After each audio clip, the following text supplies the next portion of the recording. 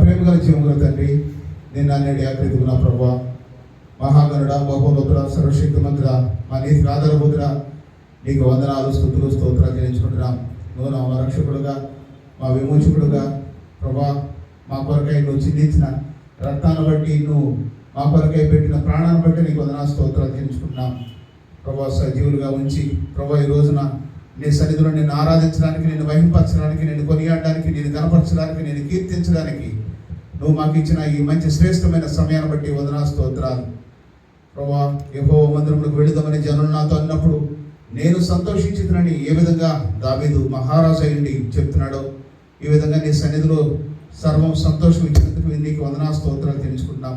సజీవ లెక్కలో ఉంచి నీ సన్నిధిలో, నీ మందిరంలో మేము మోకరించి ప్రభా, మా గళాలు ఇప్పి, మా హృదయాన్ని ఇప్పి నిన్ను ఆరాధించడానికి, మా గళాలు ఇప్పి నిన్ను స్తుతించి నిన్ను కీర్తించడానికి, మా హృదయమారా ప్రభా నిన్ను ప్రభా గైకొనడానికి నువ్వు ఇచ్చిన ఈ శ్రేష్టమైన సమయాన్ని బట్టి వందనాలు, స్తోత్రాలు చేయించుకుంటున్నాం.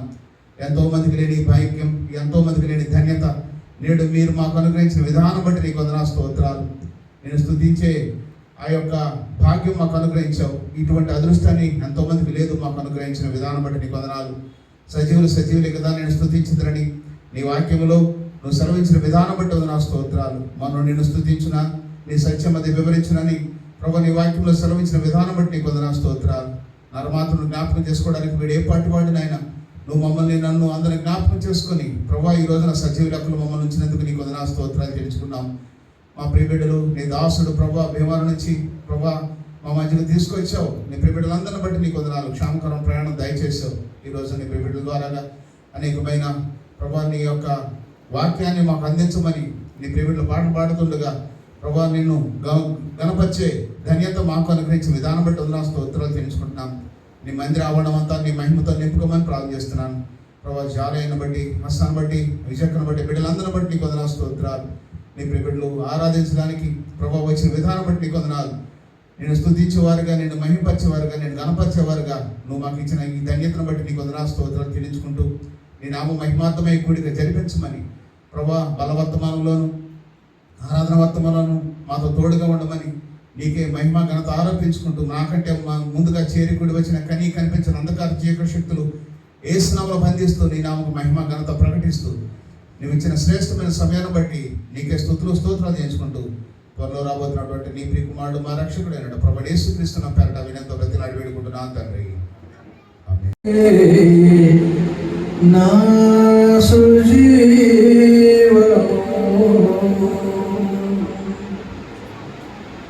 నాదు జీవమాయనే నా సమస్తము నా సర్వస్వయేసునే నా సుజీవము నాదు దేవము దివ్య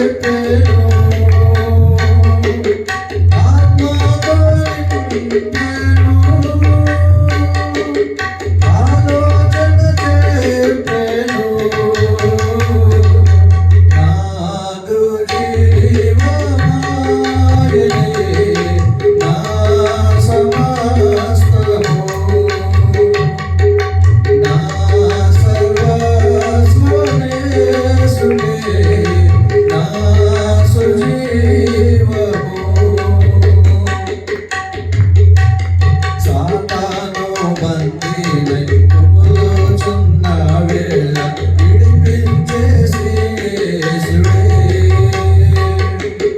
రక్తమంతా కాచి ప్రాణమే బలి చేసి విమోచన దయచేసెనే. సాతాను బందీనై కుములుచున్న వేళ విడిపించే శ్రీయేసుడే. రక్తమంతా కాచి ప్రాణమే బలి చేసి విమోచన దయచేసెనే. సాతానున్ననగా ప్రక్క అధికారం బలమిచ్చెనే. సాతానున్ననగా ప్రక్క అధికారం బలమిచ్చెనే. నాదు జీవమాయనే నా సమస్తము. నా సర్వస్వమేసునే నా సుజీవము. కారు మేఘాలే కమ్మిన వేళ నీతి సూర్యుడే నడుపును. తుఫానులెన్నో చెలరేగి లేచినను నడుపును నా జీవిత నడవను. కారు మేఘాలే కమ్మిన వేళ నీతి సూర్యుడే నడుపును. తుఫానులెన్నో చెలరేగి లేచినను నడుపును నా జీవిత నడవను. త్వరలో ప్రభు దిగి వచ్చును. తరలిపోదును ప్రభు నీతో. త్వరలో ప్రభు దిగి వచ్చును. తరలిపోదును ప్రభు నీతో. నాదు జీవమాయనే నా సర్వస్వము. నా సర్వస్వమేసునే నా సుజీవము. నాదు దైవము దివ్య దివ్య తేజము. నాదు దైవము దివ్య దివ్య తేజము. నాదు జీవమాయనే నా సమస్తము. నా సర్వస్వమేసునే నా సుజీవము. నా సుజీవము. నా సుజీవము.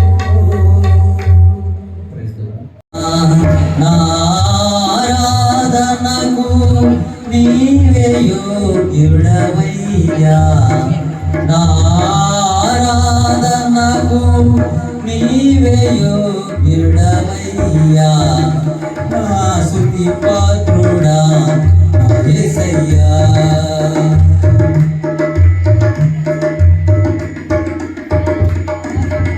నీ వాక్యమే నా పరవశము.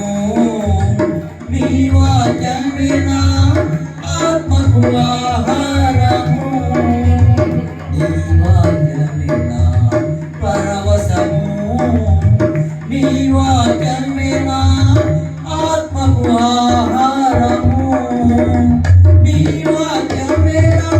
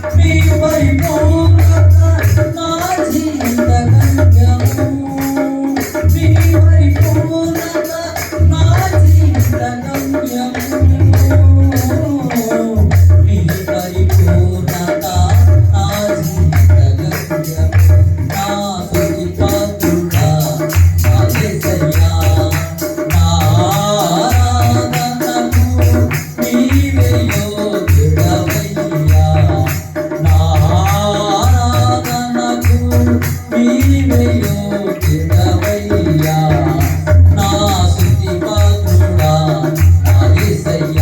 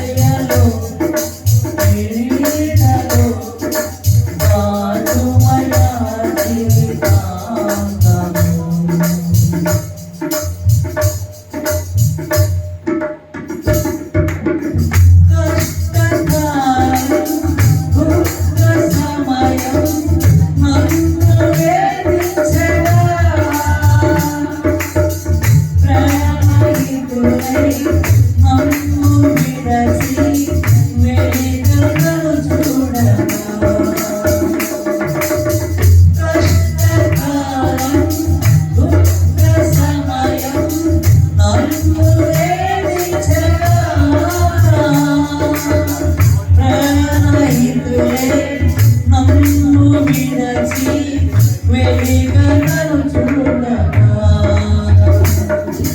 ఓదార్పువైన చెత్తని ఉండినావు నా కన్నీరు నీ కళ్ళెలు ఆశీర్వదించినావు ఓదార్పువైన చెత్తని ఉండినావు నా కన్నీరు నీ కళ్ళెలు రాసి ఉంచినావు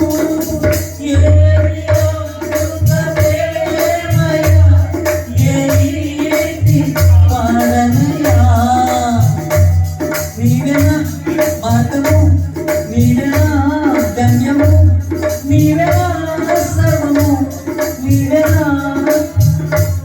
నా మనసు మీద నిన్ను పాడుకొగెడుత దేవా నీ దయలో నీ కృపలో కాచితి నీ గతకాలము నీ దయలో నీ నీడలో రాజుమయా జీవితాంతము ఏ యోగ్యతలు లేని నాయన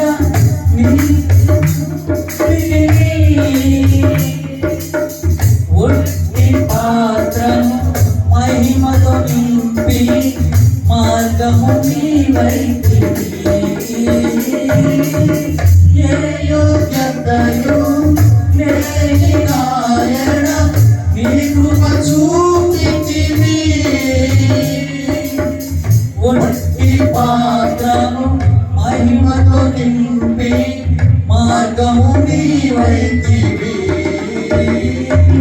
నీ చిత్తమే నాయందులనే మమ్మాలని నీ సేవయే నా శ్వాసగా కడవరకు నిలవాలని నీ చిత్తమే నాయందులనే మమ్మాలని నీ సేవయే నా శ్వాసగా కడవరకు నిలవాలని నా మహిమందెను ఆశతో నే పాడెదా స్తుతి గీతం నీవేనా మార్గము నీవేనా జీవము ఆత్మలో నింపుమా శక్తినా వశమా నా చెయ్యి పట్టి నాకు నిన్ను నడుపు దేవా నీ దయలో నీ కృపలో కాచితి నీ గతకాలము నీ దయలో నీ నీడలో రాజుమయ జీవితాంతము నీ ఆత్మతో నన్ను నింపుమా నీ సేవలో ఫలింపగా దేవా దేవా నీ దయలో నీ కృపలో కాచితి నీ గతకాలము నీ దయలో నీ నీడలో రాజుమయ జీవితాంతము నీ ఆత్మతో నన్ను నింపుమా నీ సేవలో ఫలింపగా దేవా దేవా నీ దయలో నీ కృపలో కాచితి నీ గతకాలము నీ దయలో నీ నీడలో రాజుమయ జీవితాంతము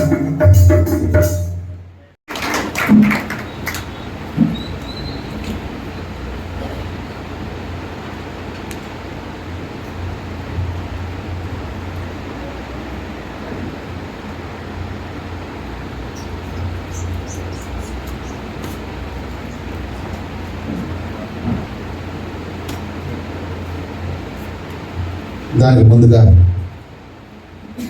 మనమందరం లేచి నిలబడి బైబిల్ పనులు పాడుకొని గ్రంథపట్నం చదువుకొని దైవదేవతకి అవకాశాలు ఇద్దాం.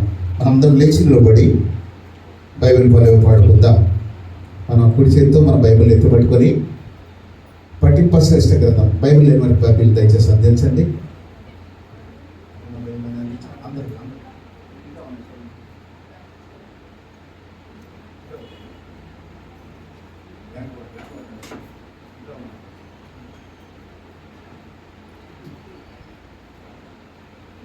మన కుడి చేతితో మన బైబిల్ ఎత్తుపెట్టుకుని బైబిల్ లేని వారికి బైబిల్ అందించండి.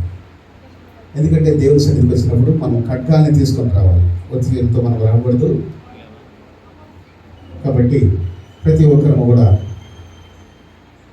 రైట్. Thank you. మీరు నా మాటను ఆలకించినందుకు, అంగీకరించినందుకు హృదయపూర్వకంగా. పఠింప శ్రేష్ఠ గ్రంథము బైబిల్, పఠింప శ్రేష్ఠ గ్రంథము బైబిల్, అనుదినం పఠించిన ప్రేమతోడే నడుగును. ఓ పఠింప శ్రేష్ఠ గ్రంథము Bible. The best book to read is the Bible. The best book to read is the Bible. If you read it every day, if you help you all the way, oh, the best book to read is the Bible. ఈ సమయం page number 497. వాటిని చెప్తాను, 2 మార్చి చదువు. సైన్యులకు యెహోవా నీ నివాసం ఎంత రమ్యములు, యెహోవా మందిరములో ఉండవలెనని నా ప్రాణం ఎంతో ఆశపడుచున్నది, అది సమసిల్లుచున్నది. యెహోవా దేవుని దర్శించుటకు నా హృదయమును నా శరీరమును ఆనందంతో కేకవేయుచున్నది. సైన్యులకు యెహోవా నా రాజా నా దేవా, ఈ బలిపీఠం వద్దనే పిచ్చుకులకు నివాసము దొరికెను, పిల్లలు పెట్టుటకు వాని కోవిలకు గూటు స్థలము దొరికెను. నీ మందిరమునందు నివసించువారనియు వారు నిత్యము నిన్ను స్తుతించుదురు. నీ వలన బలమునందు మనుషులు ధన్యులు, యాత్ర చేయు మార్గములు వారికి అతి ప్రియములు. వారు పాపాలలో పడి వెళ్ళుచు దానిని జలమయముగా చేయుదురు, తొలకరి వాడ దానిని దీవెనలో కప్పును. వారు నానాటికి బలాభివృద్ధి అందుచు ప్రయాణం చేయుదురు, వారిలో ప్రతి వాడును సియోనులో దేవుని సన్నిధి కనపడును. యెహోవా సైన్యములకు అధిపతి దేవా, నా ప్రార్థన ఆలకింపుము. యాకోబు దేవా, చెవియొక్కుము. దేవా మా కేడమా దృష్టించుము, నీవు అభిషేకించు వాని ముఖమును లక్షింపుము. నీ ఆవరణలో ఒక దినము గడుపుట 1000 దినముల కంటే శ్రేష్టము. భక్తిహీనుల గుడారములో నివసించుట కంటే నా దేవుని మందిర ద్వారములతో ఉండుట నాకు ఇష్టము. దేవుడైన యెహోవా సూర్యుడును కేడమై ఉన్నాడు. యెహోవా కృపయు ఘనతయు అనుగ్రహించును, యథార్థంగా ప్రవర్తించు వారికి ఆయన ఏ మేలును చెయ్యక మానడు. సైన్యపతి యెహోవా నీ యందు నమ్మకించు వారు ధన్యులు. 10వ వచనం అందరం కలిసి చదువుకుందాం ఒకసారి. నీ ఆవరణలో ఒక్క దినము గడుపుట 1000 దినముల కంటే శ్రేష్టము. భక్తిహీనుల గుడారంలో నివసించుట కంటే నా దేవుని మందిర ద్వారము యొద్ద నుండుట నాకు ఇష్టము. దేవుడి గ్రంథ పట్టిన వాక్యం మన ఇంట్లో దీవించి ఆశించింది కాక. ప్రభు అయిన యేసు క్రీస్తు నామమున కూడి వచ్చిన మీ అందరికీ నా వందనాలు. నన్ను ప్రేమించి ఈ స్థలానికి నన్ను ఆహ్వానించి ఈ సమయం ఇచ్చిన దైవజనులు ప్రసాద్ గారికి ప్రత్యేక వందనాలు. చిన్న ప్రార్థనతో మరి వాక్యాన్ని ప్రారంభించుకున్నామండి. ప్రార్థన. మహాగణుడైన మా తండ్రి, మహోన్నతుడైన మా దేవ, మీకు వందనాలు, స్తుతులు, స్తోత్రాలు. ఇక పునరుద్ధానపు ఆశీర్వాదాల చేత మమ్మల్ని నింపి బలపరిచి ఆశీర్వదించి నడిపించమని ఇదిగో ప్రభా, ఈ సమయంలో మీ సేవకులు మీ వాక్యాన్ని విత్తడానికి నిలబడి ఉండగా ఆయనను ఆయన ఆలోచనను మరుగు చేసి నీ ఆత్మశక్తి చేత ఆయన నింపి కూడి వచ్చిన నీ పిల్లలైన ప్రతి ఒక్కరిని కూడా నీ ఆత్మశక్తి చేత నింపి బలపరిచి నీ వాక్యంతో నాతో మా అందరితో మీరు మాట్లాడమని మా ప్రభువును ప్రియరక్షకుడైన యేసుక్రీస్తు వారి నామం పేరట ఈ మనవలు అడిగి వేడుకొనిచున్నాము తండ్రి, ఆమేన్. వాక్యంలోనికి వెళ్ళకపోయే ముందు నా గురించి కొన్ని విషయాలు మీకు తెలియజేస్తానండి. నేను 2000 సంవత్సరంలో యేసుక్రీస్తు ప్రభువాన్ని నా సొంత రక్షకుడిగా అంగీకరించాను. అప్పటికి నాకు వివాహం అయింది. 1998లో నాకు వివాహం అయింది. నాకు 2 బిడ్డలు. 2000లో నేను దేవుని తెలుసుకున్నాను. 2024లో చిన్న అబ్బాయి. నాకు 2 అబ్బాయిలు. ఒక అబ్బాయికి 26 సంవత్సరాలు, ఒక అబ్బాయికి 21 సంవత్సరాలు. నేను దేవుడిని సొంత రక్షకుడిగా అంగీకరించక ముందు పాస్టర్లందరినీ తిట్టేవాడిని. క్రైస్తవ్యంలో ఉన్న వాళ్ళందరినీ అసహించుకునేవాడిని. ఎందుకంటే వీరు చెప్తారు కానీ వీరి నీతి మార్గంలో నడవరని చెప్పి చాలామందిని పాస్టర్ని అసహించుకుని వాళ్ళని తిడుతూ ఉండేవాడిని. అలా ఉన్న నా జీవితంలో ఒకరోజు నాకున్న కష్టంలో యేసుక్రీస్తు వారి దగ్గరికి వచ్చి ప్రార్థించడం మొదలుపెట్టాను. నా భార్య చావు బతుకులో ఉన్నప్పుడు ఆమెను బ్రతికించమని దేవుని దగ్గరికి వచ్చి ప్రార్థించాను. ఆ రోజు దేవుడు నా మొర ఆలకించి ఆమెను బ్రతికించాడు. అప్పుడు నేను ఆయన సొంత రక్షకుడిగా అంగీకరించాను. ఆ సంవత్సరము 2000 సంవత్సరము. 2023లో నేను దేవుని తెలుసుకుని బాప్తిసం తీసుకున్నాను. అలాగ ఒక 10 సంవత్సరాలు ఒక విశ్వాసిగా మందిరానికి క్రమం తప్పకుండా వెళ్తూ బైబిల్ చదువుతూ ఉండేవాడిని. అప్పటి వరకు నాలో చాలా భయంకరమైన వ్యసనాలు ఉండేవి. కైని, సిగరెట్, మందు, ఇలాంటి వాటికి నేను బానిసయ్యి లోకంలో అసలు ఆదివారం చర్చ అంటే వెళ్ళటం తెలియదు నాకు. ఆదివారం వస్తే చాలు మంచి కూర తెచ్చుకొని ఒక 500-1000 రూపాయలు సంపాదించుకొని బాల్కనీ టికెట్ కొని సినిమాకి వెళ్ళేవాడిని. అలా ఉన్న నా జీవితంలో 2000 సంవత్సరం నుండి దేవుని తెలుసుకున్నాను. ఆ రోజు నుంచి ఈ రోజు వరకు కూడా ఆదివారం మందిరాన్ని మానలేదండి. అలాగా 2000 సంవత్సరం నుండి 2010 అంటే 10 సంవత్సరాలు ఒక క్రైస్తవుడిగా నేను దేవుని మందిరానికి వెళ్తూ వస్తూ ఉంటుండగా నాకు దేవుని పిలుపు వచ్చిందండి.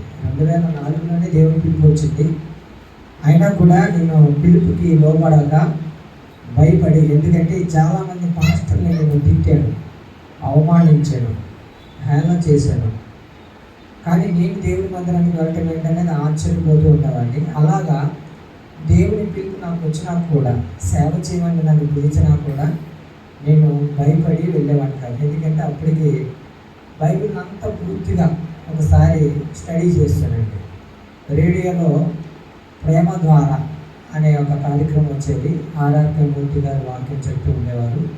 క్రమం తప్పకుండా ఆ వాక్యాన్ని వింటూ ఉండేవాడిని. ఆ విధంగా ఆదికాండం నుంచి ప్రకటన దాకా ఆయన చెప్తుండగానే బైబిల్ చాలా వరకు నేర్చుకున్నాను. అలా ఉంటున్న నా జీవితంలో దేవుడి పిలుపు బలంగా వచ్చింది. ఏదేమైనా నువ్వు నా సేవకు రావాలని చెప్పి పలు విధాలుగా దేవుడు నన్ను దర్శించి మాట్లాడడం జరిగినప్పుడు ఒక నిర్ణయం తీసుకున్నాను. 2010లో నేను దేవుని పరిచర్య ప్రారంభించాలని. అయితే ఈ 2000లో 2010లో ఈ 10 సంవత్సరాలు సేవ ఎలా ఉండాలి, ఎలా చేయాలి, ఇవన్నీ తెలుసుకోవడానికి ప్రసాద్ గారు లాంటి కొంతమంది అనుభవం కలిగిన వారిని, పెద్దవారిని అనుసరిస్తూ చాలా సంఘాలకు వెళ్తూ వస్తూ ఉండేవాడిని. అలా ఉంటున్న క్రమంలో ఎన్నో అనుభవాలు దేవుడు నేర్పించినప్పుడు 2010లో మరి దేవుడు నాకు ఇచ్చిన దర్శనం ప్రకారంగా, అయ్యా నేను చాలా చోట్ల తిరిగాను, ఎక్కడ కూడా మాకు అంటూ ఒక స్థలం లేదు, ఎక్కడైనా చేయాలన్నా అద్దెళ్ళు లేకపోతే ఇళ్లలో గృహ పూర్తిలు జరిపిస్తూ ఉండాలి. మరి ఇలాంటి క్రమంలో మీరు నాకు స్థలం ఇస్తే నేను మందిరం ప్రారంభిస్తాను అన్నప్పుడు మా ఇంట్లో వాళ్ళకి ఎవరికి తెలియదు, మా నాన్నగారికి ఒక్కరికి తప్ప. మాకు ఒక 5 సెంట్లు స్థలం ఎక్కడో మా నాన్నగారు మేము ఉంటున్న భీమవరం ప్రాంతంలోనే కొని ఉంచారు. అది ఎప్పుడో సెంట్ 5,000 కొన్నారు. ఇప్పుడు సెంటు 20 లక్షలు పలుకుతుంది. ఆ స్థలాన్ని దేవుడు నాకు చూపించారు. అప్పుడు నిజంగా నన్ను దేవుడు పిలిచాడు, సేవకు పిలిచాడనే దృఢ నిశ్చయత కలిగినప్పుడు 2010లో ఒక చిన్న షెడ్ వేశానండి. ఇదిగోండి ఆయన మా మామగారు, వాళ్ళ సత్యమణి గారు మా మేనత్త, ఆమె దగ్గర ఒక 15,000 రూపాయలు అప్పు తీసుకొని చిన్న షెడ్ వేసి ప్రారంభించానండి సేవ. అలా ప్రారంభించగా మరి ఇంచుమించు 20 సంఘాల దాకా కట్టాను. అందులో కరోనా యొక్క ఎఫెక్ట్కి చాలా వరకు వెళ్ళిపోయి, కరోనాకు ముందు ఒక 5 సంఘాలు అయితే స్టాండర్డ్ చేశామని, కరోనా వచ్చిన తర్వాత ఆ 5లో ఇంకా 2 వెళ్ళిపోయినాయి. అందులో 3 సంఘాలు ఉంటాయి. అందులో ఒక చోట స్థలం లేక మొత్తం జనమంతా ఒక చోటకి తీసుకొచ్చి అక్కడ ఒకటి, అది ఇప్పుడు ప్రస్తుతానికి అయితే భీమవరంలో 2 ప్రాంతాల్లో సేవ చేస్తున్నాం. 3వ మందిరం మా ఇంటిలోనే ఈ విధంగా కట్టడానికి దేవుడు ఏర్పాటు చేస్తున్నాడు. ఇదండి నాకు 2 పిల్లలు అని చెప్పాను మీకు. అలాగే నేను భీమవరంలో ఉంటున్నాను. అదేవిధంగా 2000 సంవత్సరంలో దేవుని పిలుపుని అందుకున్నాను. 2010లో సేవను ప్రారంభించాను. ఆ విధంగా మా మధ్యన మా సంఘంలో నిహేమ గారు, నేను స్టార్టింగ్ సేవ ప్రారంభించిన దగ్గర నుండి ఆ రోజు ఆయన వారి కుటుంబం వల్ల మా చెల్లి వాళ్ళ మందిరానికి వస్తుండేవారు. ఆ రోజు నుంచి ఈ రోజు వరకు నన్ను వదలలేదు. మా సంఘంలో ఏదైనా పెద్ద మీటింగ్లు ఎవరైనా పెట్టాలి అంటే ఎవరి వల్ల అవుతుంది అంటే ఆయన వల్ల. దేవుడు ఆ ధన్యత ఆయనకి ఇచ్చాడు. నేనైతే భయపడేవాడిని, బాబాయ్ అంత పెద్ద పెద్ద మీటింగ్లు చేయడం మా వల్ల కాదయ్యా, మాకు అంత అనుభవం లేదు అన్నప్పుడు ఆయన, మా బావగారు ఉన్నారు, ఆయనకి ఒక అబ్బాయి ఉన్నారు, సైన్ మంచి సౌండ్ ఆపరేటరు, నేను చూసుకుంటాను మీకు ఎందుకంటే ఫాస్ట్గా నిలబడండి అన్నప్పుడు, అలాగా ఒక దాదాపు ఒక 4 సంవత్సరాల నుంచి ప్రసాద్ గారు షైని మా ప్రాంతానికి రావటం, ఆ ప్రాంతంలో గొప్ప పెద్ద పెద్ద మీటింగ్లు పెట్టడం, ఆ విధంగా ప్రసాద్ గారు నాకు పరిచయం అవడం నేను చాలా సంతోషించాను. తర్వాత ఈ సంవత్సరంలోనే మందిర ఓపెనింగ్ అయిపోయిందండి. మందిర ఓపెనింగ్ కూడా వచ్చాను నేను, చాలా గ్రాండ్గా చేశారు. ఆ విధంగా ప్రసాద్ గారు నాకు పరిచయం అయ్యారు. చాలా సంతోషిస్తున్నాను. వాక్యంలోకి వెళ్ళబోయే ముందు ఒక విషయం ఏంటంటే, దేవుని సేవ చేయటం అనేది గొప్ప భాగ్యం, మహాభాగ్యం. అదేవిధంగా దేవుని సేవ చేయటం అనేది కత్తి మీద సాము లాంటిది. కత్తి మీద సాము లాంటిది అంటే ప్రతిరోజు చనిపోవాలి, మళ్ళా యేసుక్రీస్తులో బ్రతకాలి. అన్ని శ్రమలు ఉంటాయి, అన్ని కష్టాలు ఉంటాయి. ఇంకొక విషయాన్ని తెలియజేస్తాను. ఇక్కడ ఉన్న మనమందరం కూడా క్రైస్తవులుగా ఉండే ఒక గొప్ప మహా ధన్యత దేవుడు మనకి ఇచ్చాడు. అందులో ఈరోజు దేవుని మందిరంలో ఉండటం అనేది కూడా గొప్ప మహాభాగ్యం అండి. మనం చదివిన 84వ కీర్తనలో, నీ మందిరములో ఒక దినము గడుపుట 1000 దినముల కంటే శ్రేష్టము. ఒక దినము గడుపుట 1000 దినముల కంటే శ్రేష్టం. ఇంకొక విషయాన్ని మీకు నేను తెలియజేయాలి నా సాక్ష్యంలో. అదేంటంటే, నాకు తెలుగే సరిగ్గా చదవడం రాదు, 7వ తరగతి ఫెయిల్.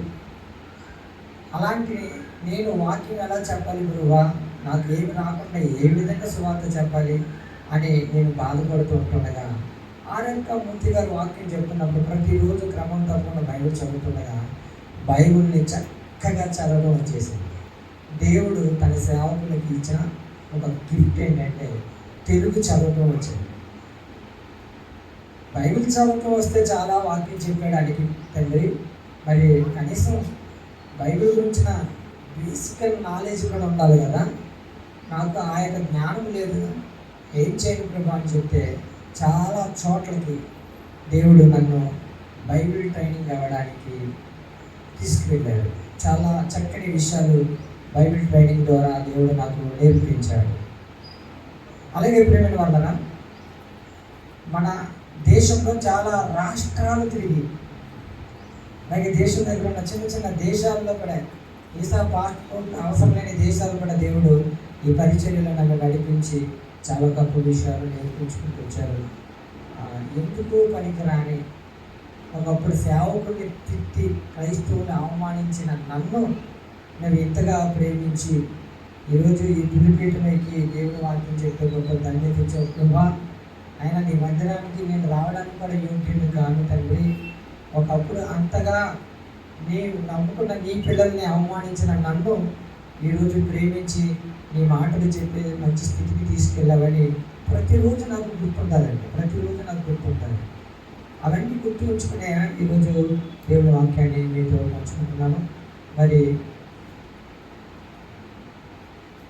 నాకు ఇచ్చిన సమయం బట్టి 45 నిమిషాలు, అంతకుమించి నేను కూడా ఎక్కువ చెప్పలేను. ఇప్పటికే ఒక 10 నిమిషాలు అయినట్టుంది. ప్రేమ వల్లరా మరి వాక్యంలోకి వెళ్ళకపోయే ముందు ఇంకొక విషయాన్ని నేను తెలియజేస్తాను. అదేంటంటే మన చేతుల్లో బైబిల్ ఉంది. ఈ బైబిల్ ఏమంటారంటే పుస్తకాల సముదాయము, బిబ్లాస్ అంటారు. దాని తెలుగులో పుస్తకాల సముదాయం అంటారు. 66 పుస్తకాలు కలిపి మన చేతికి ఒక పరిశుద్ధ గ్రంథం అని వచ్చింది. అయితే ప్రియమైన వలన ఈ యొక్క పరిశుద్ధ గ్రంథము ఎవరు రాయించారు అంటే పరిశుద్ధాత్మ దేవుడు ఆయన ప్రేరణ ఇవ్వగా చాలామంది గొప్ప గొప్ప బైబిల్ పండితులు దీన్ని రాశారు. ఇంచుమించు 40 మంది బైబిల్ పండితులు రాశారని మరి చెప్తుంటారు. అయితే ప్రియమైన వాళ్ళారా, ఈరోజు దేవుడి వాక్యాన్ని మేము ముందు ఉంచుతున్నాను. వాక్యంలోకి వెళ్ళబోయే ముందు అంశం చెప్తాను. వాక్య అంశం ఏంటంటే గ్రంథములు. వాక్య అంశం ఏంటండి అజయ్? వాక్య అంశం ఏంటి? గ్రంథములు. గ్రంథములు మన చేతిలో ఉన్న బైబిల్నే పరిశుద్ధ గ్రంథము అంటారు. పరిశుద్ధ గ్రంథము అంటారు. అలాగే మన దగ్గర పరిశుద్ధ గ్రంథమే కాకుండా పాటలు పాడడానికి పాటల పుస్తకం కూడా ఉంటాయి. అనేక మంది భక్తులు రచించిన యొక్క పాటలనే కీర్తనల గ్రంథము అంటారు. అలాగే ప్రియమైన భూమి మీద ప్రతీది కూడా అందరి జీవితాలు కూడా గ్రంథస్థం చేయబడతారు. గ్రంథస్థం చేయబడతారు. అలాగే ఈ సృష్టిని అంతటినీ కూడా దేవుడు గ్రంథస్థం చేశాడు. అంటే ఒక బుక్ రాశాడు. ఫస్ట్ సృష్టి ముందు చేశాడా, లేకపోతే ఆయన రాసిన ఉందంటే ముందు ఆయన రాసిన తర్వాతనే ఈ సృష్టిని అంతా చేశాడు. ఆయన ప్రణాళిక లేకుండా ఏది చేయలేదు. ఫస్ట్ ప్రణాళికను రూపొందించి దాన్ని గ్రంథస్థం చేసి గ్రంథంలో ఉన్న దాని ప్రకారంగా ఈ సమస్త సృష్టిని చేశాడు. అలాగే మానవుని కూడా చేశాడు. మీకు బాగా అర్థం కావాలంటే ఇక్కడ ఉన్న ప్రతి ఒక్కరు పుట్టినప్పుడు పలానా కుర్రోడు లేదా పలానా అమ్మాయి పుట్టింది అని చెప్పాలంటే పలానా రోజు పుట్టాడంటే ఏం కావాలి? అతనికి డేట్ ఆఫ్ బర్త్ కావాలి, డెత్ సర్టిఫికెట్ కావాలి. అలాగే పలానా వ్యక్తి చనిపోయాడు అని చెప్పడానికి ఏం కావాలి? డెత్ సర్టిఫికెట్ కావాలి. పుట్టిక కూడా గ్రంథస్థం చేయబడతాది, చనిపోయిన తర్వాత కూడా గ్రంథస్థం చేయబడుతుంది. అంటే రికార్డ్ చేస్తారంటారు. రికార్డు ఉంటుంది మన గవర్నమెంట్ దగ్గర. అలాగే ప్రియమైన వాళ్ళరా ప్రతిది కూడా రికార్డ్ అయి ఉంటుంది దేవుని దగ్గర. అలాగే ఇక్కడున్న మనలో ప్రతి ఒక్కరు కూడా చాలా ఆశ్చర్యం కలుగుతుంది ఈ వాక్యం విన్నప్పుడు. ఎందుకంటే నేను చాలా బైబిల్ ట్రైనింగ్ చేశాను. చాలామంది అమెరికన్స్, ఆస్ట్రేలియా, న్యూజిలాండ్, ఇంకా చాలా చాలా ఇతర దేశస్తులు ఇదే విజయవాడ ప్రాంతంలో ఈ బుడదల వేడిమాది గుడి దగ్గర అక్కడ ఉన్న ఒక క్యాంపస్ దగ్గరికి వచ్చేవాడు. నెలలో 2 వారాలు విజయవాడలోనే ఉండేవాడిని. ఎందుకంటే ఈ ట్రైనింగ్ కోసం. ఇలా ట్రైనింగ్లో అవుతుండగా దేవుడు అనేకమైన గొప్ప విషయాలు తెలియజేశాడు. అయితే ప్రియమైన వాళ్ళ ఈరోజు మన వాక్యాంశం ఏంటంటే గ్రంథములు.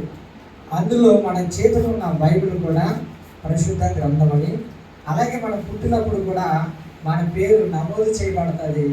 అలాగే మనం చనిపోయినప్పుడు కూడా మన పేరు నమోదు చేయబడుతుంది. అంతేకాదండి,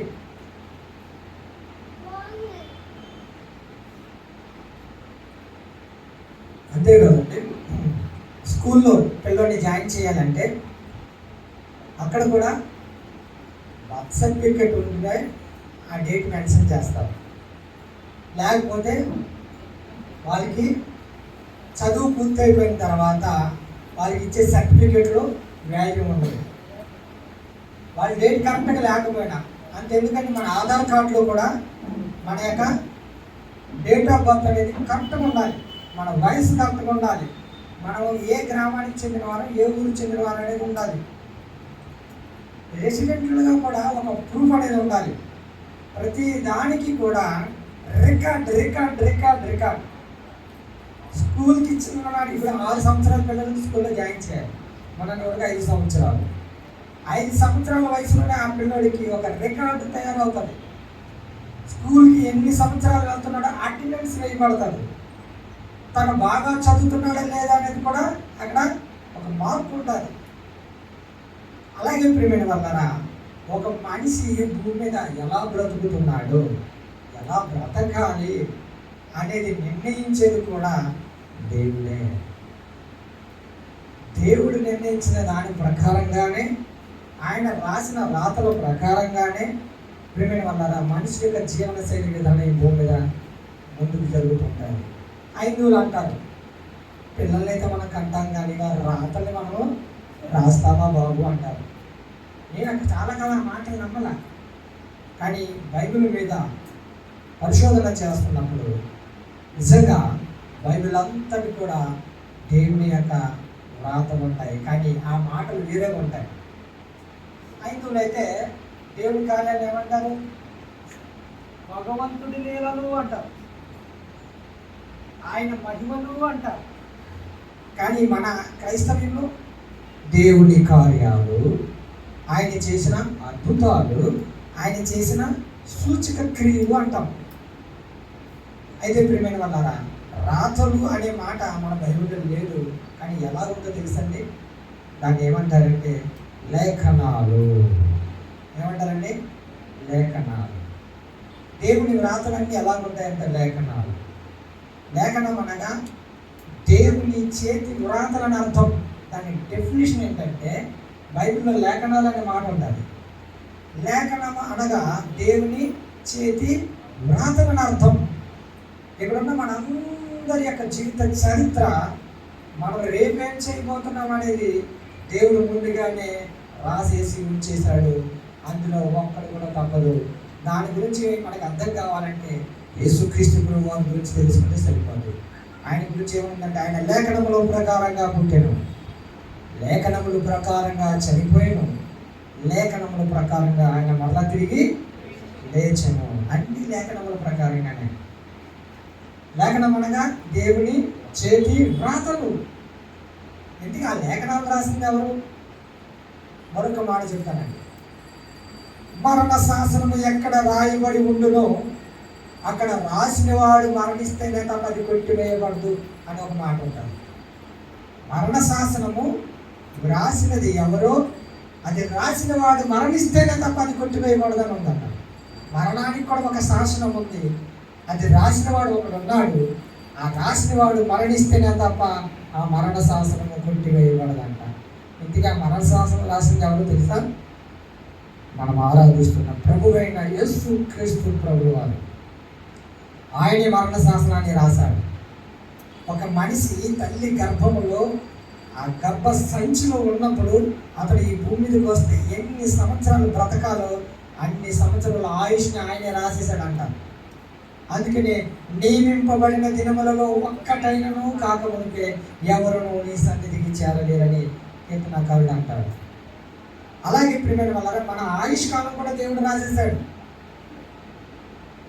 అలాగే ప్రియమైన వాళ్ళరా, మనం ఈ భూమి మీదకి వచ్చినప్పుడు ఎంతకాలం బ్రతకాలో అంతకాలము మనం ఆయన రాసినట్టుగానే బ్రతుకుతాం. దీని అన్నిటికీ కూడా ఎవిడెన్స్ ఉంది, ఒక్కొక్కటి చూపిస్తాను, కానీ ముందుగా మీకు తెలియజేస్తున్నాను. కనుక ప్రియమైన వాళ్ళరా, నేను ఎందుకన్నానంటే ప్రసాద్ గారికి దేవుని సేవ చేసే ఈ అవకాశం ఆయన ఇచ్చారు. ఆయనకి కలిగింది కాదు. రెండోది, ఇది మహాభాగ్యం అని ముందుగానే తెలియజేశాను. ఇంకోటి, క్రైస్తవుగా ఈరోజు దేవుని మందిరానికి వచ్చి ఇలాగ మనం ఆరాధిస్తున్నామే, ఇది మీరు అనుకుంటే వచ్చి ఇక్కడ కూర్చునేది కాదు. మీరు రావాలని, మీ కొరకు ఈ మందిరం కావాలని, ఒక దైవజనుడు కావాలని, ఇలాగ ఆరాధన ఇక్కడ జరగాలని ఆయన అనాది కాల సంకల్పంలో ఆయన రచించుకున్నాడు కనుక అది జరిగి తీరుతుంది. దేవునికి స్తోత్రం. అయితే ఇది చాలా లోతైన పరిచయం నుండి వచ్చిన మాటలు. అయితే కేవలం 45 నిమిషాల్లో చెప్పేది కాదు, కానీ నేను గంట ప్రసంగాన్ని 5 నిమిషాల ప్రసంగాన్ని గంట చేయగలిగిన దేవుడు ఇచ్చిన సామర్థ్యత నా దగ్గర ఉంది కనుక ఈ విషయాన్ని చెప్తున్నాను ప్రియమైన. ఇప్పుడు వరుస క్రమంలో వాక్యాన్ని నేను ముందుకు తీసుకుని వెళ్తున్నాను. మొట్టమొదటిగా మోషే భక్తుడి కాలంలోనే మోషే నాయకుడికే తెలుసు ఏమని, దేవుని యొక్క ఒక గ్రంథం ఉన్నదని, ఆ గ్రంథంలో ఎవరు పరలోకానికి వెళ్తారో వారి పేర్లు రాయబడి ఉందని, ఒక గ్రంథం ఉందని మోషే నాయకుడికి తెలుసు. మీకు కూడా తెలుసు లేదో మరి, ఈరోజు ఒకవేళ తెలియకపోతే ఆలోచించేయండి. భక్తుడైన మోషే నాయకుడు, ఇశ్రాయేలు ప్రజల్ని నడిపించిన గొప్ప నాయకుడు. అప్పటికి మోషే నాయకత్వంలో ఎంతమంది ఇశ్రాయేలు ప్రజలు ఉన్నారంటే, బైబిల్లో అయితే 6 లక్షల కాల్బలం అని ఉంటుంది, కానీ వాళ్ళు యుద్ధవీరులు. కానీ 30 లక్షల మంది ప్రజలకు నాయకుడు ఆయన, అప్పుడు ఇశ్రాయేలు ప్రజలు. అలాంటి మోషే నాయకుడు ఏమని దేవుని దగ్గర ప్రార్థించాడంటే, ఇశ్రాయేలు ప్రజలందరూ దేవుని మాటను అతిక్రమించారు. అప్పుడు దేవుడు అంటున్నాడు, ఒక్క దెబ్బతో వీళ్ళందరినీ తీసేస్తాను మోషే నా పక్కన, వీళ్ళందరినీ ఎండుటాకులాగా రాల్చుకోవడానికి అరణ్యం అన్నాడు. అప్పుడు మోషే దేవుడి దగ్గరికి వెళ్ళి భయపడి, అయ్యా దయచేసి అలాంటి పని చేయమాకండి, ఈ చుట్టూ ఉన్న దేశాలు అందరూ వాళ్ళని గమనిస్తున్నారు, ఇశ్రాయేలు ప్రజల దేవుడు అంత గొప్పవాడు అని వాళ్ళందరూ కూడా అనుకుంటున్నారు, మీరు ఆ పని చేస్తే మిమ్మల్ని చెడుగా అనుకుంటారయ్యా అని మోషే దయచేసి వారికి క్షమించయ్యా, అవసరమైతే నీ గ్రంథములో నుంచి నా పేరుని తుడిచిపెట్టే. ఇప్పుడు చూద్దాం బైబిల్ రిఫరెన్సులు. నిర్గమాకాండము 32వ అధ్యాయము 32వ వచనం. అయ్యో నీవు వారి పాపమును ఒకవేళ పరిహరించుదువా, లేని యెడల నీవు రాసిన నీ గ్రంథంలో నుండి నా పేరు తుడిచివేయమని బ్రతిమాలుకొనుచున్నాను. నేను నీవు రాసిన గ్రంథములో నుండి నా పేరును తుడిచివేయమని, అంటే దేవుని దగ్గర ఒక గ్రంథం ఉన్నదని, ఆ గ్రంథములో కొంతమంది పేర్లు ఉన్నాయని, అందులో మోషే పేరు ఉందని మోషే గారికి ఎవరు చెప్తే తెలిసింది? దేవుని దగ్గర గ్రంథం ఉందని అంటే దేవుడు ఎక్కడ ఉన్నాడు? పరలోకంలో ఉన్నాడు కదా. పరలోకంలో ఉన్న దేవుని దగ్గర ఒక గ్రంథం ఉందని భూమి మీద ఉన్న మోషే భక్తుడికి ఎలా తెలిసింది? ఎవరు చెప్తే తెలిసింది? సో ఈరోజు మన యొక్క వాక్య అంశం ఏంటంటే గ్రంథములో. మోషే గారికి తెలిసింది దేవుని చేతిలో ఒక గ్రంథం ఉందని, అందులో ఆయన పేరు ఉందండి. అప్పటికి దేవుడు ఇచ్చిన సమాధానం ఏంటో తెలుసా? 33వ వచనం. అందుకు యెహోవా ఎవడు నా ఎదుట పాపము చేసును వానిని నా గ్రంథములో నుండి తుడిచివేయును. చూసారా, దేవుడు కూడా సమాధానం ఇస్తున్నాడు. ఒక గ్రంథం ఉంది, అయితే ఎవరైతే పాపం చేస్తారో వారి పేరుని నేను చేస్తా, నువ్వు చెప్పినంత మాత్రాన్ని నీ పేరు నేను తీసాను మోషే, నువ్వు పక్కన అని చెప్పి దేవుడు మోషేని పక్కన అని చెప్పాడు. సరే, ఒక ఎవిడెన్స్ సరిపోద్దా దేవుడి దగ్గర గ్రంథం ఉందని చెప్పడానికి? అంటే కాదు. ఇంకొక ఆయన చెప్తున్నాడు, కీర్తన 69వ కీర్తన 28వ వచనంలో, 69వ కీర్తన 28వ వచనంలో, జీవ గ్రంథములో నుండి వారి పేరు తుడిపిపెట్టుము, నీతిమంతుల పట్టిలో. అక్కడ మోషే గారు అయితే గ్రంథం అని చెప్పాడు, ఇక్కడ దావీదు గారు అయితే ఏమన్నాడు? ఆ గ్రంథానికి పేరు పెట్టాడు. ఇప్పుడు ఆ గ్రంథం పేరేంటండి? జీవగ్రంథం. జీవగ్రంథం అండి. ఆ జీవగ్రంథంలో ఒక పేరు ఉంది, ఒక పట్టి ఉంది. ఆ పట్టి ఎవరిదంటే నీతిమంతుల పట్టి. జీవగ్రంథంలో ఎవరున్నారండి? నీతిమంతుల పట్టి ఒకటి ఉంది. స్పెసిఫిక్గా ఒక హెడ్లైన్ ఏంటంటే జీవగ్రంథంలో నీతిమంతులు వాళ్ళ జాబితా. ఆ నీతిమంతుల జాబితాలో అయ్యా వారి పేర్లు ఉండనేమో. బహుశా దావీదుకి ఎవరో బాధ కలిగించారు, దావీదుని ఎవరో బాగా తరిమారు, ఇబ్బంది పెట్టారు, దుర్మార్గంగా నడుచుకున్నారు. వారందరి కొరకు దేవుడి దగ్గర ప్రార్థన చేస్తూ దావీదు అంటున్నాడు, అయ్యా జీవగ్రంథంలో నీతిమంతుల పట్టిలో వారి పేర్లు చేర్చము అంటున్నాడు. మరొక ఎవిడెన్స్ అదే జీవగ్రంథం పేరుతో ఇంకేమున్నాయి అని చూస్తే ప్రకటన గ్రంథంకి వెళ్ళవలసి వస్తుంది. ప్రకటన గ్రంథం 21వ అధ్యాయము 27వ వచనం, 21వ అధ్యాయము 27వ వచనం. గొర్రెపిల్ల యొక్క జీవగ్రంథమందు ఆ, రాయబడిన వారే ఆ. దానిలో ప్రవేశించురు గాని ఆ. నిషిద్ధమైనదేదైనను అసహ్యమైన దానిని అబద్ధమైన దానిని ఆ, జయించువాడైనను ఆ, దానిలో ప్రవేశింపడు. దానిలోనికి దానిలోనికి అంటే పరలోకములోనికి ప్రవేశించాలంటే ఒక ఫైల్ ఉంది, ఒక బుక్ ఉంది, దాని పేరు జీవగ్రంథం. దానిలో నీతిమంతుల పట్టి ఒకటి ఉంది. అందులో ఎవరి పేరైతే రాయబడతాదో వారు అందులోనికి ప్రవేశిస్తారే తప్ప ఇలాంటి అసహ్యమైన పనులు చేసేవారు ఎవరు కూడా అందులోనికి ప్రవేశించరని ఇది 4వ ఎవిడెన్స్. అదే ప్రకటన గ్రంథం 17వ అధ్యాయం 8వ వచనం చూస్తే నీవు చూసిన ఆ మృగము ఉండెను గాని ఆ, ఇప్పుడు లేదు. ఆ. అయితే ఆ. అది అగాధ జలంలో నుండి పైకి వచ్చుటకు ఆ. నాశనముకు పోవుటకును ఆ. సిద్ధముగా ఉన్నది. ఆ. భూనివాసులలో ఆ. జగత్తు ఉత్పత్తి మొదలుకొని ఆ. జీవగ్రంథమందు ఎవరి పేరు రాయబడలేదు ఆ. వారు ఆ మృగము ఉండెను గాని ఇప్పుడు లేదు. అయితే ముందుకు వచ్చినన్న సంగతి తెలుసుకొని ఆశ్చర్యపడుదురు. చాలండి. మా సంఘంలో నేను ప్రకటన గ్రంథం మీద ప్రసంగాలు చేస్తున్నాను. ఇంచుమించు ఒక 2 నెలలు జరిగింది. అసలు ప్రకటన గ్రంథం అంటేనే నాకు అసలు అర్థమై చచ్చేది కాదు. 25 సంవత్సరాలు సుదీర్ఘ హిస్టరీ పెట్టాను దాని మీద. చాలా పెద్ద శాస్త్రవేత్తలు, బైబిల్ థియాలజీ బాగా పండితుల దగ్గరికి వెళ్ళి నేర్చుకున్నాను. చాలా డబ్బులు ఖర్చు పెట్టి కేవలం ప్రకటన గ్రంథం మీదే ధ్యానం చేసే వాళ్ళ దగ్గర నేర్చుకున్నాను కొన్ని సంవత్సరాలు. అలా చేసి మొత్తానికి దేవుని ప్రేరణ బట్టి ప్రకటన గ్రంథాన్ని గత 2 నెలల నుండి మా సంఘంలో నేను బోధించడం మొదలుపెట్టాను. ఎలాగంటే చదువులేని వారికి కూడా అర్థం అవ్వాలి, అలాగా చెప్పగలిగే శక్తి సామర్థ్యత నాకు ఇవ్వండి తండ్రి ప్రార్థన చేసి ప్రారంభించే వాళ్ళ అదే ప్రకటన గ్రంథంలో 2 ఎవిడెన్స్ ఏంటంటే 2 మాటలు. జీవ గ్రంథం ఎవరి పేరు రాయబడలేదు అనే గ్రంథము, దాంట్లో పేర్లు అవి ఉంచండి చాలు. నేను మన అంశానికి దగ్గర వెళ్తున్నాను కనుక అంశంలో ఏంటంటే గ్రంథంలో అనే పేరు.